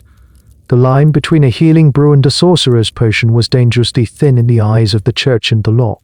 As you sip the bitter tea, you can hear the sounds of the house continuing without you. The laughter, the music, the creaking of the stairs. The machine doesn't stop just because one small cog is broken. The next day, the fever has broken. Helene is losing patience. This is when the second line of defense is deployed: prayer. She sends for a low-ranking friar from a local monastery, a man who makes a small living performing minor spiritual services for the poor. He arrives, reeking faintly of cheap ale, and stands over your pallet. He doesn't offer comfort or medicine. He holds up a small wooden reliquary, supposedly containing a splinter from a saint's bone. He begins to pray over you in rapid, monotonous Latin. His words are droned against the pounding in your head. His prescription is for you to repent your sinful life, which he declares is the root cause of your sickness. Sickness, in the medieval worldview, was often seen as a physical manifestation of spiritual impurity, a punishment from God. This intersection of medicine and religion is fascinating. While we now see them as separate fields in your time, they were deeply intertwined. The doctor might consult astrological charts before prescribing a treatment, and a priest's prayers were considered a legitimate form of healing. The historical debate here is whether the Church's focus on sin and prayer helped or hindered medical progress. Did it provide comfort and a framework for understanding suffering, or did it stifle scientific inquiry and led people to reject practical remedies in favor of pure faith?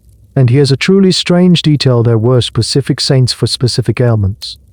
If you had a toothache, you might pray to Saint Apollonia, who had hurt teeth; Saint Denis, who supposedly walked for miles carrying his own severed head. For skin diseases, a common problem in brothels, you would pray to Saint Roch. The women in the house would have known these associations, whispering prayers to the appropriate saint for whatever afflicted them. The friar finishes his prayer, collects a small coin from Helene for his trouble, and leaves. You are left feeling no better physically, and now with an added layer of spiritual guilt for your fever. It is Margot, not the friar, who truly nurses you. She brings you water, shares her own meager food rations with you, and makes sure the other women don't steal your blanket. It's an act of quiet, profound kindness in a place where such things are scarce. She is taking a risk. By associating with you, the sick one, she risks falling ill herself. After 3 long days, the fever finally breaks. You are weak, drenched in sweat, but you are alive. The herbal tea, the rest, your own resilience, or perhaps, as Isabel would claim, the saints have pulled you through. You are now even further in debt to Helene, but you are alive and can work again. The experience has taught you a brutal lesson. Your body is not your own. It is a tool, an asset belonging to the house. Its health and maintenance are your responsibility, but you have almost no resources to ensure them. You are reliant on the dangerous, whispered knowledge of herbs and the fickle mercy of saints. And in the end, the only real medicine you received was a simple cup of water and a moment of kindness from a fellow prisoner.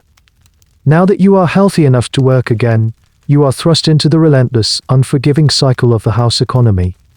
Your brief illness has put you deeper in the hole, and Madame Helene makes sure you are aware of it every single day.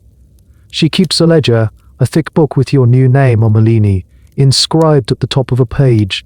In it, she meticulously records your earnings and, more enthusiastically, your debts. The cost of the friar's visit has been added to your tab. The food you consumed while sick, the extra firewood used to keep a small brazier near your pallet, it's all there, recorded in her spittery script. You quickly realize that the goal is not for you to pay off your debt, but for the debt to exist as a permanent chain. One morning, Helene announces that a peddler is coming. This is a rare and exciting event. The peddler is one of the few outside vendors allowed to enter the house. He brings news from the wider world and, more importantly, goods. He lays out his wares on a blanket in the common room, colorful ribbons, small pots of beeswax balm for chapped lips, horn combs, and even a few pairs of simple leather shoes. The other women crowd around, their eyes hungry for a small piece of beauty, a tiny luxury to break the monotony of their lives. You watch as Margot buys a small blue ribbon, her face lighting up with a genuine smile for the first time since you met her.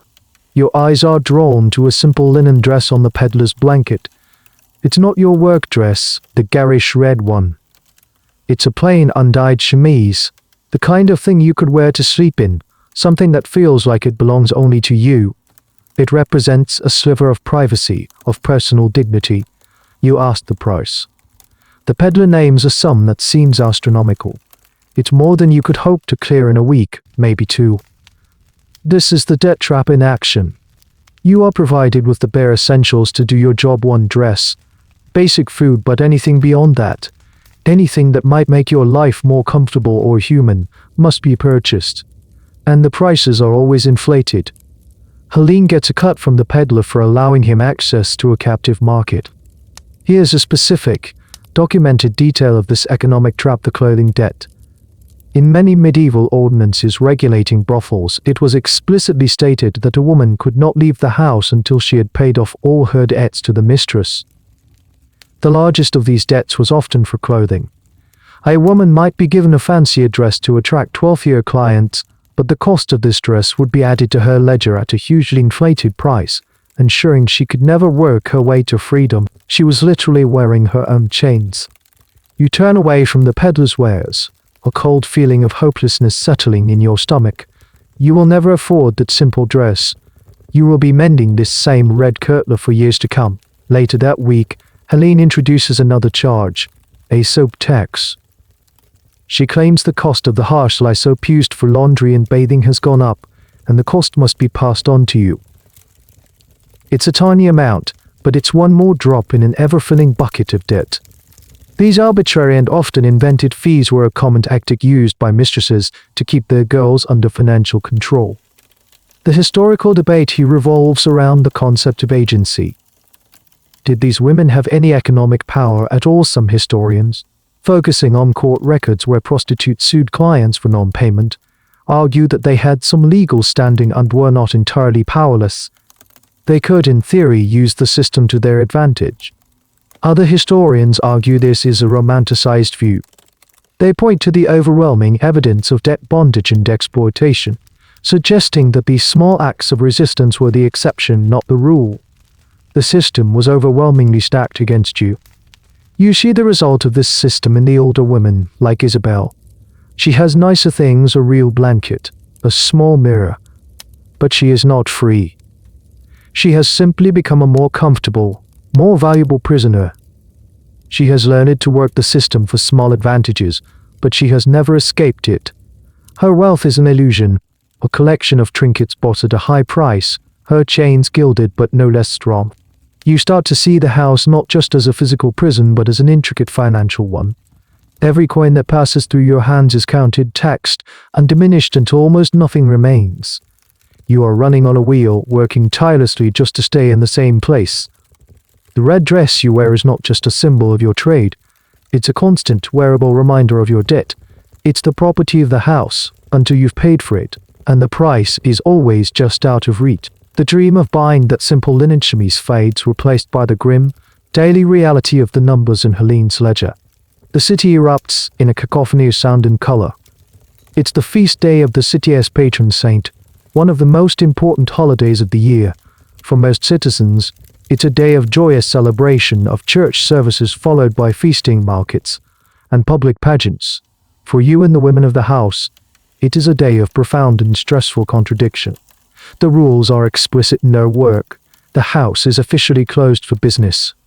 But the holiday atmosphere outside bleeds through the walls, creating a tense, chaotic energy within. The street your brothel is on, normally a self-contained world, is now thronged with people from all over the city and the surrounding countryside. Pilgrims, merchants, farmers, and rowdy groups of young men, all freed from their usual labors, fill the taverns and streets. Madame Helene is on high alert. No one is to leave the house, she commands, her voice sharp. The watch is everywhere today, and they'll be looking for any excuse to make an arrest. While the house is officially closed, the reality is that holidays were peak time for the trade. The influx of visitors and the general atmosphere of revelry created a huge demand. So a subtle, dangerous dance begins.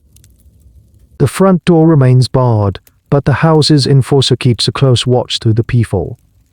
Favored regular clients might be slipped in through a back entrance, their visits conducted in hushed tones, the risk adding a thrill for them under steep price increase for Helene. For you, the day is a nerve-wracking mess. The common room is crowded and loud. Some of the women drink more than usual, their forced idleness leading to frayed tempers. Two of them get into a vicious argument over a dropped comb, their voices rising until Helene storms in and slaps them both into silence, finding them for the disturbance. This is a key point often overlooked in grand historical narratives. While we read about the public-facing aspects of medieval festivals, the religious processions, the guild parades, the underbelly of these events was often chaotic and dangerous. Crime rate soared. The combination of large crowds, heavy drinking, and suspended social norms created a volatile mix. For the women in the brothel, the festival was not a holiday but a professional hazard. You find a quiet corner, trying to stay out of the way. Through a crack in the shutters, you can see a sliver of the pageant passing by in the main street beyond your own. You can see the bright banners of the guilds, hear the distant sound of pipes and drums. It feels like a scene from another world, a life you can witness but never, ever participate in. And here's a peculiar detail from the history of these festivals. The church, while promoting the piety of the day, was also keenly aware of the sinful activities that accompanied them. In some towns, they would organize penitential processions, specifically for the prostitutes on the day after a major festival. The women would be forced to walk through the city, barefoot and carrying candles, to atone for the sins committed by the community during the celebration. It was a ritual cleansing of the city's conscience, with your bodies as the public symbols of its guilt. The historical debate on this subject questions the very nature of carnival. Did these moments of festival, when the normal rules were suspended, represent a genuine world turned upside down, a brief moment of freedom for the lower classes, or were they actually a form of social control, a safety valve that allowed people to blow off steam before returning to their subservient roles, ultimately reinforcing the existing power structure for you, trapped inside, while the party rages outside? It certainly doesn't feel like freedom. As evening falls, the chaos intensifies. A drunken brawl spills out of the tavern next door. You can hear shouting, the crash of breaking pottery, and the thud of fists against flesh. The house enforcer bars the door more securely, his face grim. The city watch will be sweeping the street soon, and their methods of restoring order are rarely gentle. You see Margot sitting by the hearth, her face pale. I hate feast days, she mutters, more to herself than to you. The men are drunker, more demanding. They think the holiday means there are no rules for them. She is right. The few clients Helene allows in that night are rougher, less patient. The festive spirit has curdled into a kind of aggressive entitlement. You are not a person to them, you are part of the day's entertainment, a commodity to be consumed along with the roasted meat and cheap wine. When you finally climb the stairs to your pallet late that night, the sounds of the festival are still echoing through the city, but the joy has gone out of them. Now it just sounds like noise they've been irrevocably locked out of. The holiday is for them, the respectable people.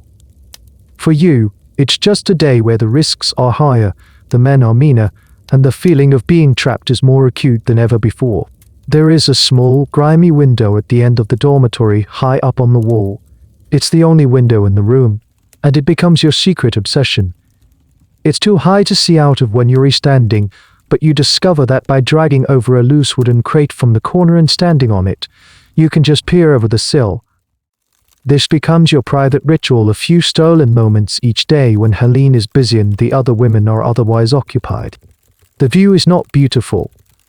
It doesn't look out onto a bustling market square or a grand cathedral. It offers a slice of the mundane, the ordinary life you have lost. You can see the back of a bakery, the tiled roof still steaming in the early morning. You can see the baker's wife, a woman with flour on her apron, shaking out a tablecloth from an upper window. You watch her hang laundry on a line stretched across the narrow alley, a man's shirt, a child's small tunic. The sight of that tiny tunic sends a pang of longing through you, so sharp it almost makes you gasp. You watch the baker's cat sunning itself on the roof. You watch the changing light from the soft grey of dawn to the deep blue of twilight. This small, framed view of the outside world is your only connection to a life that is not governed by the rules of the house. It is a world where time is measured by the baking of bread, not by the ringing of bells that signal your damnation. This act of observing the outside world from a place of confinement is a powerful human theme, echoed in countless historical accounts, from prisoners to cloistered nuns. For you, it is a way to remember that another reality exists. It's a lifeline for your sanity. You begin to recognize the rhythms of the baker's household. You know when the baker leaves for the market, when the children's voices can be heard in the small yard behind the house. You create stories for them in your mind.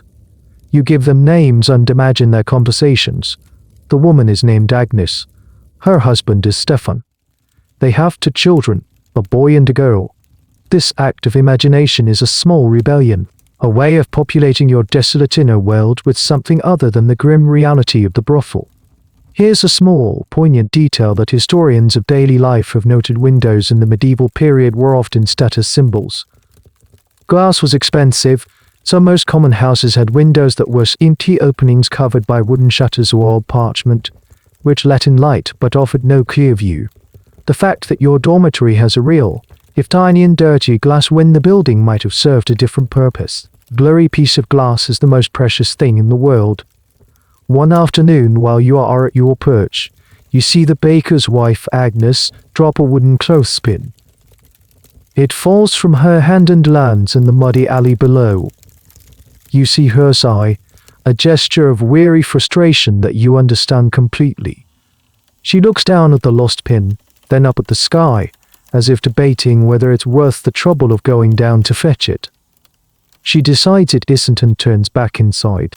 This tiny, insignificant moment of shared humanity, a shared sigh of frustration, connects you to her more than any grand event could.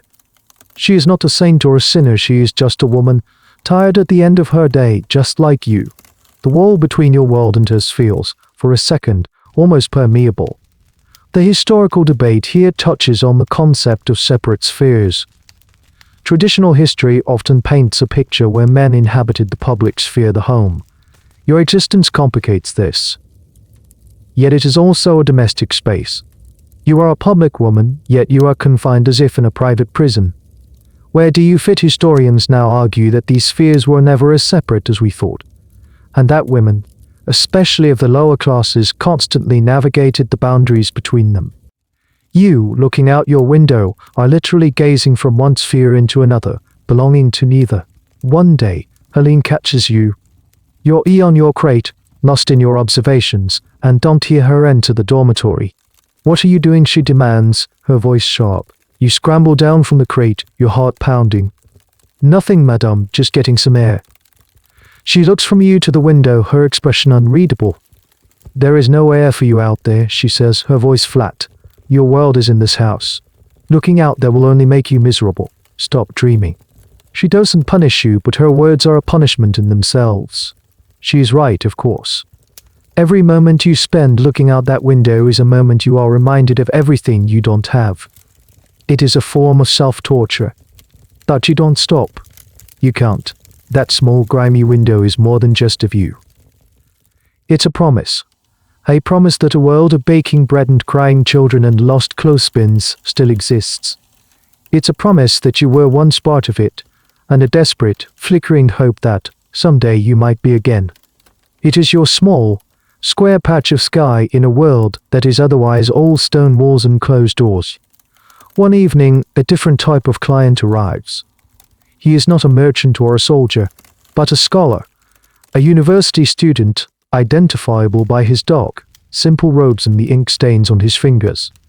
He is young, with an arrogant, inquisitive air about him. He doesn't choose a woman. Instead, he engages Madame Helene in a long, quiet conversation, buying a pitcher of wine and settling at a table in the corner with one of his colleagues.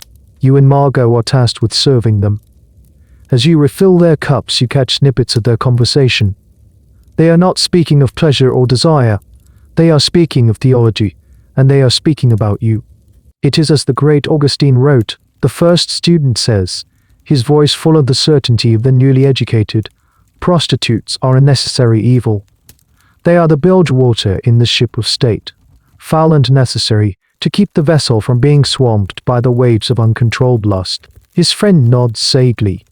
And Aquinas, he compares them to the sewer in the palace. Without them, the palace itself would be filled with pollution. You stand frozen for a second, a heavy ceramic pitcher in your hand. They are discussing your existence as if you were a philosophical concept, a piece of civic infrastructure, an unpleasant but vital part of sanitation. You are not a person to them, you are a theological problem to be solved, a theory to be debated. The casual, intellectual cruelty of it steals your breath. This line of thinking, from St. Augustine and later refined by Thomas Aquinas, formed the core of the Church's official, if reluctant, justification for tolerating prostitution. This is a major and profoundly disturbing historical knowledge point. The argument was that male lust was a powerful, destructive force. If it were not channeled into a controlled, designated outlet, the brothel, it would spill out and contaminate society, leading to the violation of honorable women, wives and daughters. In this twisted logic, your degradation was necessary for the protection of other women's virtue. You were a sacrifice made on the altar of social stability. You continue to pour the wine, your hands steady despite the rage and shame churning inside you. You make eye contact with Margot, who gives a tiny, almost imperceptible roll of her eyes. She has heard this 100 times before. The second student then brings up a more obscure point. But is it not a paradox? We license the sin, and then we punish the sinner. The law itself creates the very category of person it condemns. This is a flicker of a more critical thought, a hint of the deep logical contradictions in the system. And it touches on a debate that still occupies historians. Was the system of regulated prostitution a pragmatic solution to an unsolvable problem, or a system of profound hypocrisy that victimized one group of women to apply ideal of female purity for another? There is no easy answer, and scholars on both sides of the argument point to different evidence to support their claims. And here's a bizarre, related detail: in some medieval cities, there were specific laws forbidding men from marrying a prostitute. If a man fell in love with a woman in a brothel and wished to save her through marriage, he could be fined or even imprisoned. The system was not designed to allow for redemption or escape through conventional means. You were supposed to stay in your category. A rescued prostitute was a threat to the social order, a walking, talking contradiction of the idea that women were either virgins, wives, or whores with no movement between. The students continue their debate, their voices rising and falling with academic fervor. They talk about divine law and civil law, about sin and sanitation. They never once look at you or the other women in the room as human beings. You are evidence. You are a footnote in their theological treatise. When you retreat to the kitchen area with the empty pitcher, Margot follows you. Pay them no mind, she whispers, her voice hard. They come in here with their books and their big words. They talk about us as if we are sewer drains, but they are the ones who use the sewer. Never forget that. Her words are a small, hard stone of truth in a sea of intellectual nonsense. The scholars can debate and philosophize all they want, but their theories are built upon a foundation of your reality. They can call you a necessary evil, but they are the ones who deem you necessary. Later that night, as you lie on your pallet, their words echo in your head. Bilge water, sewer drain. It's a new kind of violation, not of the body, but of the soul. To be reduced to a metaphor, an abstraction, a dirty but useful tool in the grand patriarchal design. You pull your thin blanket up to your chin and vow to yourself that you are not a concept. You are not a sewer. You will survive their theories. You will survive their theories. The news arrives like a tremor, passing in hushed, anxious whispers through the house. The bishop himself is scheduled to make a formal visit to this part of the city. He will not be entering the brothel, of course. His holiness would never be so tainted. But his procession will pass right down your street, a formal public inspection of the territories under his spiritual and, in many cases, financial jurisdiction. Madame Helene is thrown into a state of barely controlled panic. This is not like a visit from the Guardian. This is a far grander and more dangerous affair. The bishop's visit is a piece of magnificent political and religious theatre, and every detail must be perfect. For days, the house is turned upside down. You are put to work scrubbing the floors until your knuckles are raw, washing the walls, and beating the dust out of every ragged blanket and mattress. The entire street is engaged in a similar frenzy of cleaning. Tavern keepers wash their front steps, and even the cobblestones are swept clean of their usual grime.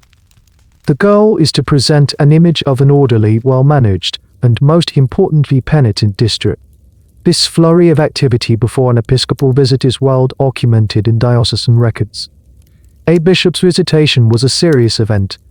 He had the power to audit the finances of church-owned properties, to excommunicate individuals, to close down businesses, and to enforce religious law.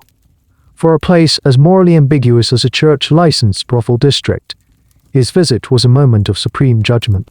On the morning of the visit, a new set of rules is issued by Helene.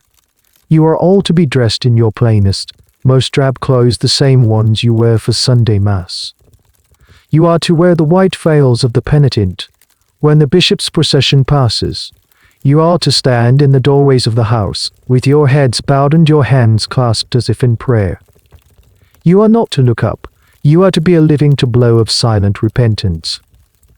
Anyone who looks the bishop in the eye will be out on the street before he even turns the corner, Helene warns, her voice trembling with a rare, genuine fear. You take your position in the doorway next to Margot. The street is eerily quiet. All the usual noise has vanished. The only sound is the distant tolling of the cathedral bells announcing the bishop's approach. Then you hear the sound of a choir singing, growing steadily louder. The procession turns into your street. It's a river of color and solemnity. At the front are acolytes swinging censers, the sweet, cloying smell of incense filling the air and momentarily overpowering the street's usual odors. Then come the priests in their fine vestments, followed by important-looking civic officials.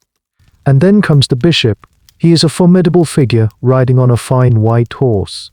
He is draped in silk and velvet, a jeweled mitre on his head and a heavy gold cross around his neck.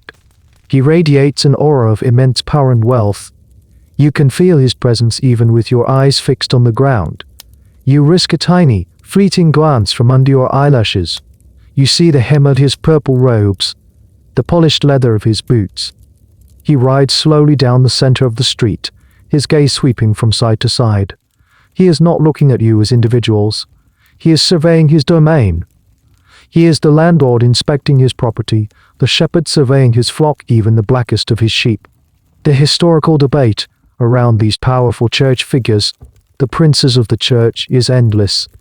Were they truly men of God, trapped in a corrupt system but trying their best to uphold the faith, or were they primarily politicians and businessmen, using the cloak of religion to amass wealth and power? The truth, as with most things, is probably a messy combination of the two.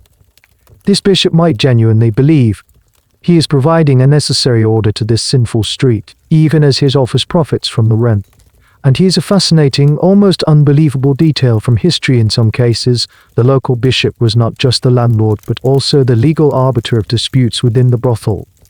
Records from some ecclesiastical courts show cases where prostitutes would bring claims against their clients, or even their mistresses, and the bishop's court would hear the case. It's a mind-boggling image, a woman from a brothel standing in a holy court, asking a bishop to enforce the terms of her sinful contract. It demonstrates the deeply intertwined and contradictory relationship between the church and the trade. The procession passes. The singing fades. The scent of incense dissipates, leaving the familiar smell of the street in its wake. The moment the last acolyte has turned the corner, a collective sigh of relief seems to run through the entire street. Helene immediately orders you all back inside. The performance over, the tension breaks, and the house returns to its usual state of noisy, weary existence. The bishop has seen what he was meant to see: a street of silent, seemingly repentant sinners, well managed and orderly. He will go back to his palace, satisfied that his authority is respected and his investment is sound. You are left with the lingering image of his power and wealth, a stark contrast to your own life. He is the shepherd, and you are the flock. But it feels less like he is protecting you from the wolves, and more like he is leasing you to them. In the hushed conversations between the women, in the quiet moments after a particularly brutal night, a name is sometimes whispered: the Magdalene House. It's spoken of with a mixture of fear, hope, and scorn. It is the only official escape route from this life, the one institutional alternative to the brothel. The Magdalene houses, or Magdalene asylums as they would later be called, were charitable institutions run by the church or pious lay people. They were designed specifically for fallen women who wished to repent and leave their lives of sin. On the surface, they were an act of profound Christian charity, an offer of redemption and a new life. One day, you learn that a woman from a neighboring house has gone to the Magdalene. The news ripples through your own house, prompting a wave of speculation. "She'll be back in a month," Isabel says with a cynical sneer. "They always come back. They can't stand the silence and the prayers." "Maybe she'll find peace," a younger girl says, her voice full of a hope that sounds naive in the smoky common room. Margot is quiet for a long time. Then she says to you in a low voice, "It's not a paradise, Amelini. It's just a different kind of prison." Her words get you thinking. You start to ask quiet questions, piecing together a picture of what this salvation actually entails. The Magdalene House is not a place you can simply walk into. A woman must prove her sincerity. She must make a public confession, renounce her former life, and subject herself to a period of intense scrutiny by the priests or nuns who run the institution. If she is accepted, she trades one set of rules for another, arguably stricter one. Her head is shaved to symbolize her enunciation of vanity. She is given a coarse, drab habit to wear. Her days are no longer governed by the whims of clients and the ringing of city bells, but by a rigid, monastic timetable of prayer, silence, and hard, unpaid labor. The women in the Magdalene houses spent their days scrubbing floors, doing laundry for local churches and wealthy families, and endless, back-breaking needlework. The institutions were largely self-sufficient, funded by the free labor of the very women they were supposedly saving. This is a crucial, often overlooked historical fact. The redemption offered was not free. It was earned through toil. And here's a peculiar and heartbreaking detail in many of these houses. The women were divided into classes. The penitents who had just arrived were in the lowest class, subjected to the harshest rules and labor. Those who had been there longer and had proven their piety could move up to a higher class, with slightly more privileges. But the highest class of all was often reserved for virtuous women of good families who had fallen on hard times. The hierarchy of the outside world was perfectly replicated within the walls of the supposed sanctuary. Even in repentance, your past defined you. You try to imagine it. A life of cold stone floors, endless silence broken only by chanted prayers, and hands raw from lie and needle pricks. Is that freedom, or is it, as Margot said, just a different cage, one painted in the colors of piety instead of sin? The historical debate on the nature of these institutions is deeply divided. Were they genuine havens offering women safety, spiritual solace, and a way out of a brutal and exploitative life? Some historians argue yes, pointing to the fact that many women chose to go there and some even stayed for the rest of their lives, eventually becoming lay sisters. Other historians paint a much darker picture, seeing them as coercive and punitive institutions. They argue that the intense focus on sin and shame, the grueling labor, and the complete loss of personal autonomy were more about punishment than rehabilitation. They point to records of women running away from the asylums, preferring the familiar hell of the brothel to the cold, unforgiving heaven of the Magdalene house. You discuss it with Margot one evening. "Did you ever think of it?" you ask her. She looks into the fire, her face thoughtful. "Once," she admits. "A long time ago. I stood outside the walls for an hour. I listened to the singing. And I thought about what I would have to give up. Not the clients, not Helene, but the noise. The talk. The glass of wine, even watered down. the ability to laugh at a stupid joke. Here at least we are alive. In there I think they are just waiting to die. Her words chill you. The choice, you realize, is not between sin and salvation. It is a choice between two different kinds of living death. One is a life of public shame but with small, fleeting moments of connection and sensation. The other is a life of supposed purity, but one of an endless, grey monotony, a slower Asura of the self. The Magdalene house looms in your imagination not as a beacon of hope, but as a silent, grey fortress on the edge of town. It is the official sanctioned way out, but you start to understand that the price of this escape might be your soul itself, given not to God, but to an institution that demands its complete surrender. It's an escape that looks an awful lot like a tomb. A new fear begins to creep through the city, more potent than the fear of God or the city watch. It travels in whispers and rumors, starting in the crowded port and spreading like a contagion through the markets, tolls and taverns. They called it the pestilence, the great mortality. We would come to know it as the Black Death. At first, it's just stories from distant lands, tales of ships arriving with their entire crews dead. But then, the deaths begin in your own city. It starts with a dockworker, then a family in the crowded tenements near the river. The slow, mournful tolling of the death bell from the cathedral becomes more and more frequent, a constant, grim soundtrack to the city's growing panic. In the brothel, the fear is palpable. You are in a profession that relies on close human contact. Every client who walks through the door is a potential carrier of the plague. The house, once a sanctuary from the dangers of the street, now feels like a trap, its enclosed space a perfect breeding ground for disease. Helene tries to maintain a semblance of normalcy. It's just a fever, she insists, her voice lacking its usual conviction. It will pass. The business continues, but you can see the fear in her eyes. Her business relies on a steady supply of both clients and healthy women, and the plague threatens to destroy both. The city outside transforms. People start walking in the middle of the street to avoid brushing past others.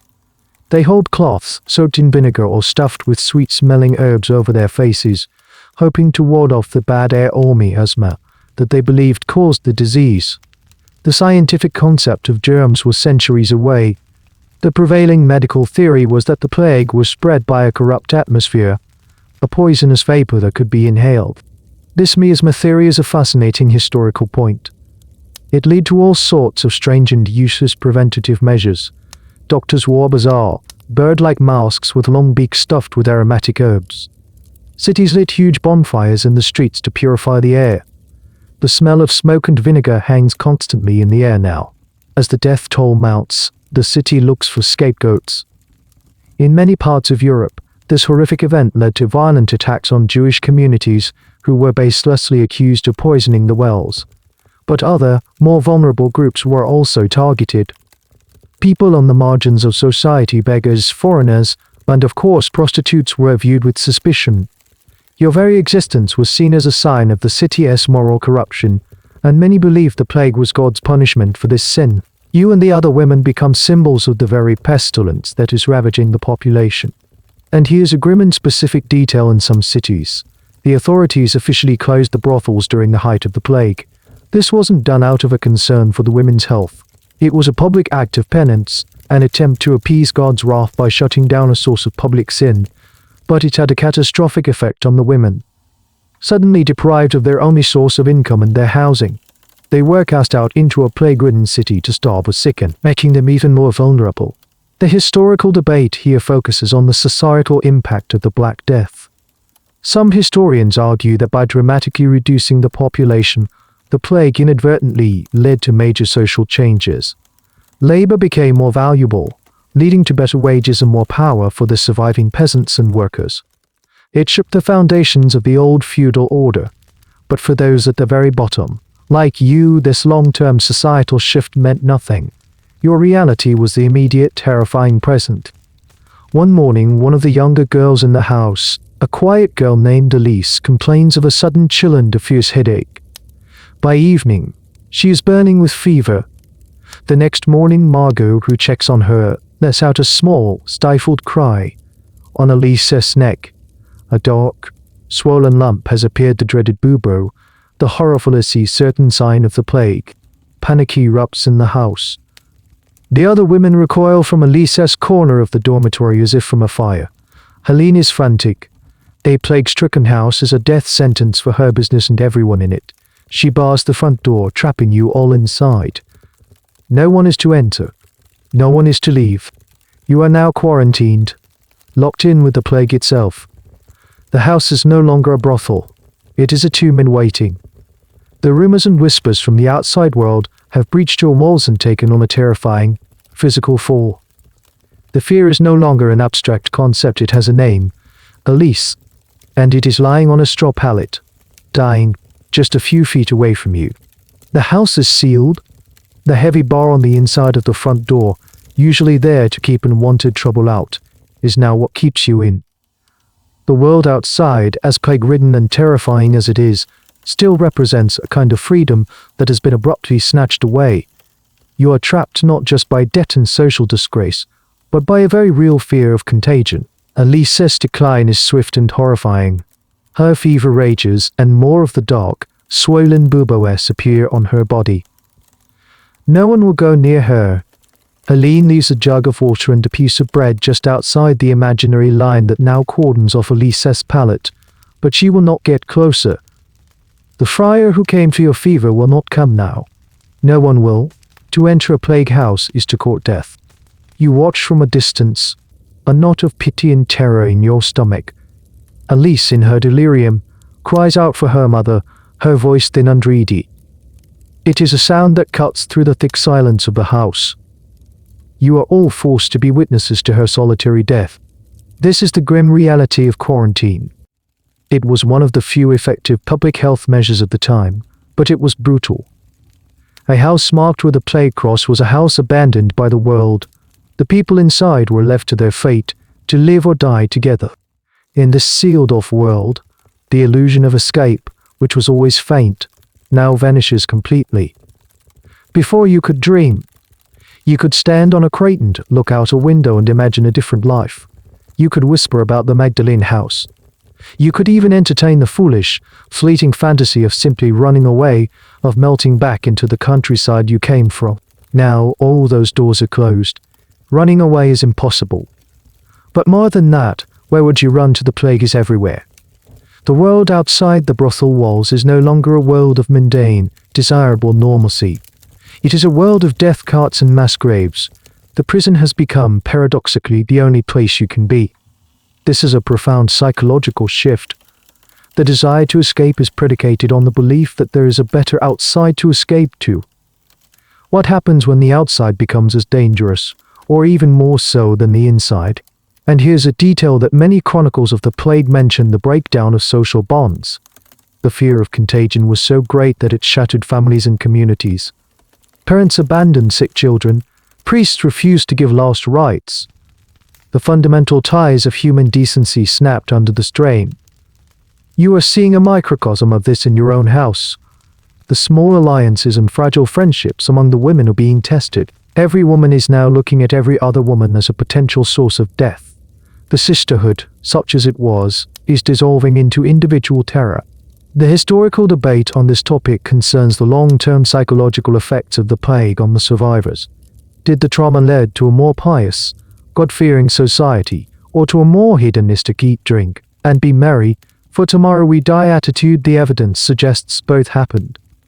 The plague created a deep-seated cultural trauma that would manifest in art, religion, and social behavior for generations.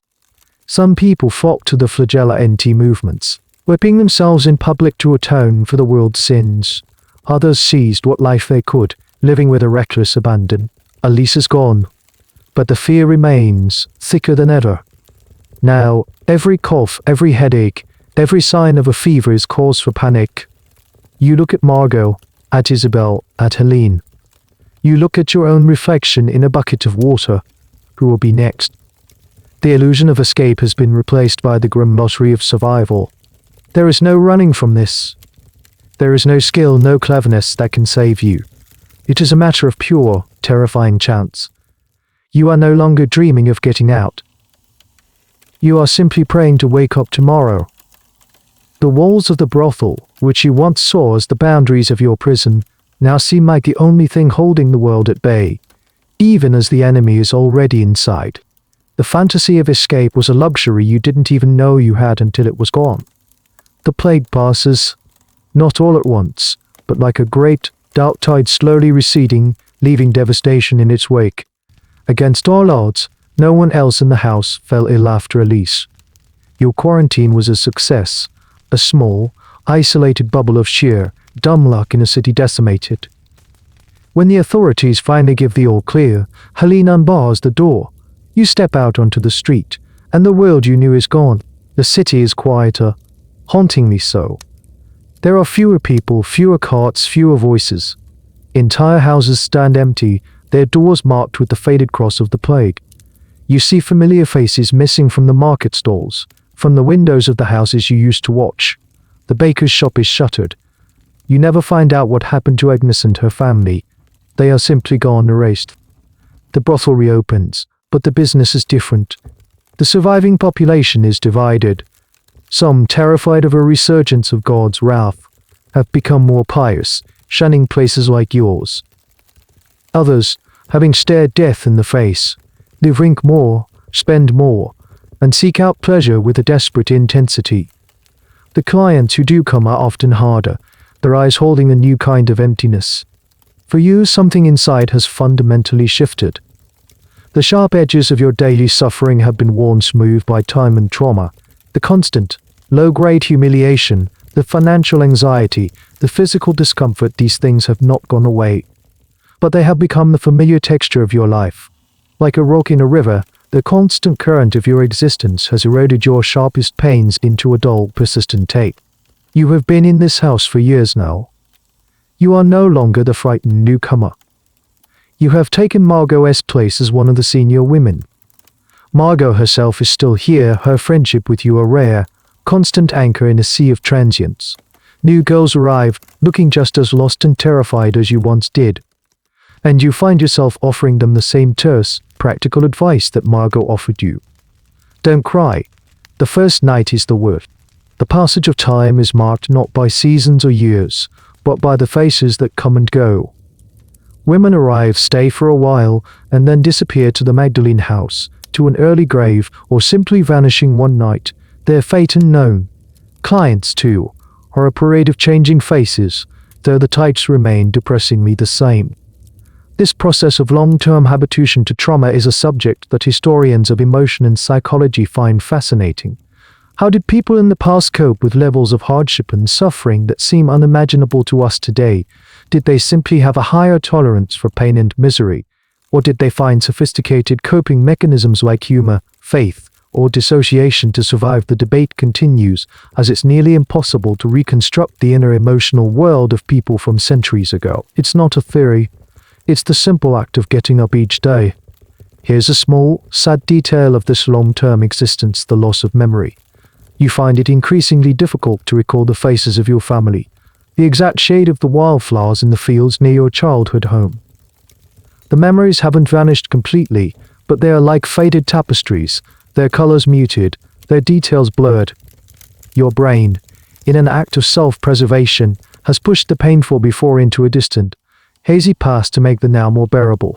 Your life in the brothel is no longer the interruption, it has become the story itself. You have become an expert in the microeconomics of the house. You know how to earn a little extra, how to avoid Helene's fines, how to trade a small favor for a bit of extra food. You have carved out a niche. You have survived. But survival, you realize, is not the same as living. You look at yourself in the small, cracked mirror that Isabel left behind when she finally succumbed to a winter cough. The face that looks back at you is a stranger. It is the face of Omelini, a woman who knows how to feign a smile, how to endure, how to be invisible in plain sight. The frightened girl who arrived in the city all those years ago as a ghost. The sharp pain of your first night, the terror of your first client, the indignation of hearing the scholars debate your existence, all these acute moments have coalesced into a single, chronic state of being. The struggle is no longer a dramatic battle. It is a slow, grinding erosion. The passage of time has not healed your wounds, it has simply turned them into scars, so old you barely notice them anymore. They are just a part of you now, the map of a life you never chose. You are sitting in the common room, darning the sleeve of your red dress for what feels like the 100th time. The needle moves in and out of the coarse wool with a practiced, automatic rhythm. You've become so adept at these small domestic tasks that you can do them without thinking, your mind free to drift. And today it drifts to a strange and abstract place, the archives. You picture a man, a clerk, sitting in a dusty room somewhere in the city hall. He has a ledger open in front of him, similar to Helene's, but much grander. He is recording the city's business. He dips his quill in a pot of ink and writes down the tax revenue received from your district, from your house. He records the name of the lamb or the faceless monastery, or a distant nobleman who owns the building you live in. Your entire existence, your life's work, the nightly transactions of shame and survival, are being distilled into neat columns of numbers and lines of dispassionate script. You are a data point in the city's financial records. The sum of your struggles and suffering is an entry in a book, a small contribution to the city's bottom line. This is the reality for historians who study this topic. The personal stories, the emotional realities, are almost entirely lost. What survives are the records of the institutions that controlled and profited from you. We have the tax rolls, the property deeds, the court documents, the city ordinances. Your life is visible to history only through the lens of the bureaucracy that contained it. You imagine another book, a church document this time. In it, a priest records the charitable donations made to the Magdalene House. He might even record the names of the penitent sinners who have entered its walls. Their former lives erased, their new pious identities officially recorded. Your name, Armelini, is not in that book. You are recorded only by your absence, a soul not yet saved. And what about the other records, the ones that are not kept? There is no ledger for the tears shed in the dormitory. There is no account book for the small kindness exchanged between the women, like the bread Margot shared with you when you were sick.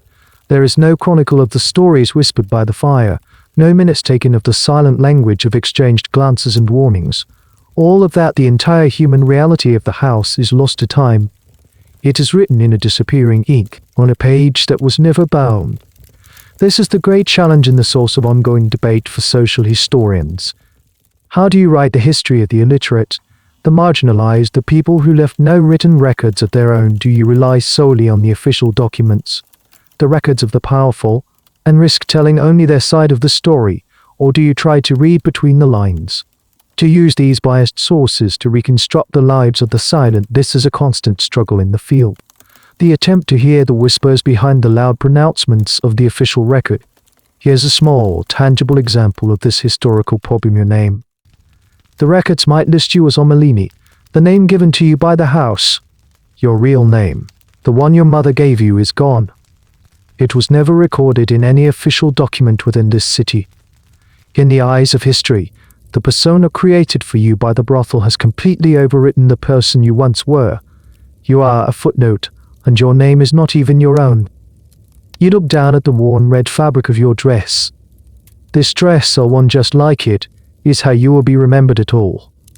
You will be a prostitute, a category, a social problem, a source of revenue. You will not be the girl who loved the smell of wildflowers, the woman who found a strange comfort in watching her neighbor hang laundry, the friend who sat with a sick companion.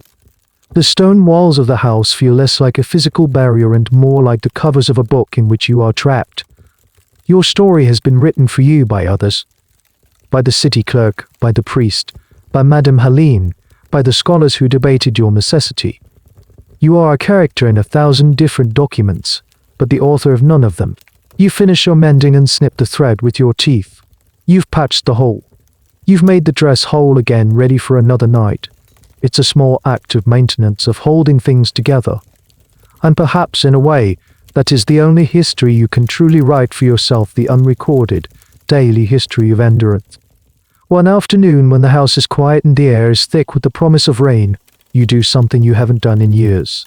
You walk out the back door, past the small, stinking yard where the laundry is hung, and down a narrow alley that leads towards the river. You're not running away. The thought is no longer even a fantasy. No one stops you. You are an old fixture now, part of the scenery. Helene trusts you not to cause trouble. You walk with your head down, following the winding path until the smell of the city, the smoke, the grime, the press of humanity is replaced by the damp, earthy scent of the riverbank. You find a spot under an old willow tree, its branches hanging low over the murky brown water. The river flows sluggishly, carrying with it the refuse of the city, discarded vegetable matter, bits of cloth, and all the other unwanted things that are cast into its slow, indifferent current. This is a moment of profound peace. It is not happiness, not joy, but a simple absence of struggle. You are not Malini the prostitute. You are not the girl from the countryside. You are just a being sitting by a river, breathing. The river has always been a powerful symbol in human history and mythology. It's a symbol of time, of cleansing, of journeys, of the boundary between life and death. The ancient Egyptians had the Nile, the Greeks had the Styx. For you, this muddy, unimpressive river is all of those things. It carries away the city as filth, the larger, more efficient version of the sewer that the young scholar once spoke of. You think of all the things you wish you could throw into this river. The red dress, Helene's ledger, the weight of 1,000 nightly encounters, the memory of Elise's lonely death. You imagine bundling them all up and watching them float away, disappearing around the bend. But you know it doesn't work like that. A debate that has emerged in more recent historical studies is about the environmental history of cities, including how people interacted with natural features like rivers. Was the river seen merely as a dumping ground and a transport route, or did people, even in the most squalid of urban environments, find moments of connection or solace in nature? Your quiet moment under the willow suggests the latter. The natural world offered a different kind of space, one that operated by its own ancient, implacable laws. Here's a strange and little-known fact about medieval rivers: they were also a source of legal and social conflict. Mills built upstream could affect the flow for those downstream. Fishermen argued with tanners who polluted the water. The river wasn't a peaceful idyll, it was a contested resource, just like everything else. But from your vantage point, sitting on the bank, that conflict is invisible. All you see is the steady, calming flow. A light train begins to fall, dotting the surface of the water with a million tiny, concentric circles. You don't move. The cool drops on your face feel clean. You close your eyes and listen to the sound of the rain on the willow leaves, a soft, percussive whisper. What has the river taken away? It has taken years of your life, swept them downstream like fallen leaves. It has taken your name, your past, your hope. But as you sit there, you realize what it has given you in return. It has given you this moment, this small, quiet pocket of time where you are answerable to no one. It has given you a place to simply be. You don't know how long you sit there. Time seems to stretch and dissolve. The bells of the city, which have dictated your every move for years, are distant and irrelevant here. Eventually, the rain subsides and the grey sky brightens just a little. You know you have to go back to the house, to the smoky common room, to the red dress. But as you stand up and turn to leave, something feels different. You are still a prisoner of your life, but for a brief, quiet afternoon you found a space outside the bars. The river hasn't washed you clean or offered you salvation. It has offered you something much smaller, and perhaps more profound, a reminder that a world exists beyond the one that has defined you. A world that flows on, indifferent and eternal. And in its indifference, you have found a strange and unexpected kind of peace. The memory of the river stays with you as you walk back, the cool, damp air still clinging to your clothes. The sharp edges of the city seem a little softer now, the sounds a little more distant. Back in the house, the familiar routine reclaims you, but the quiet space you found remains inside you, a small, still pool. Later that night, as you lie on your pallet in the crowded dormitory, you don't fight for sleep. You close your eyes and you are back under the willow tree. You can hear the gentle patter of the rain on the leaves, the soft, ceaseless whisper of the water flowing by. The air is cool and clean. There is nothing to do, nowhere to be. No one is watching. The anxious thoughts, the old regrets, they begin to dissolve, their edges blurring and softening. They are just stones on the riverbed, worn smooth by the passing current. You feel the tension leave your shoulders, your hands, the tight knot in your stomach. You are not on the straw pallet anymore. You are floating, adrift on a slow dark, carried gently towards the quiet oblivion of sleep. The day is done. The struggles are over. There is only the soft, rhythmic rocking of the water, a lullaby as old as time itself. You are safe here. You can rest. Let the current take you. Let it all go. The end of the article. Good night.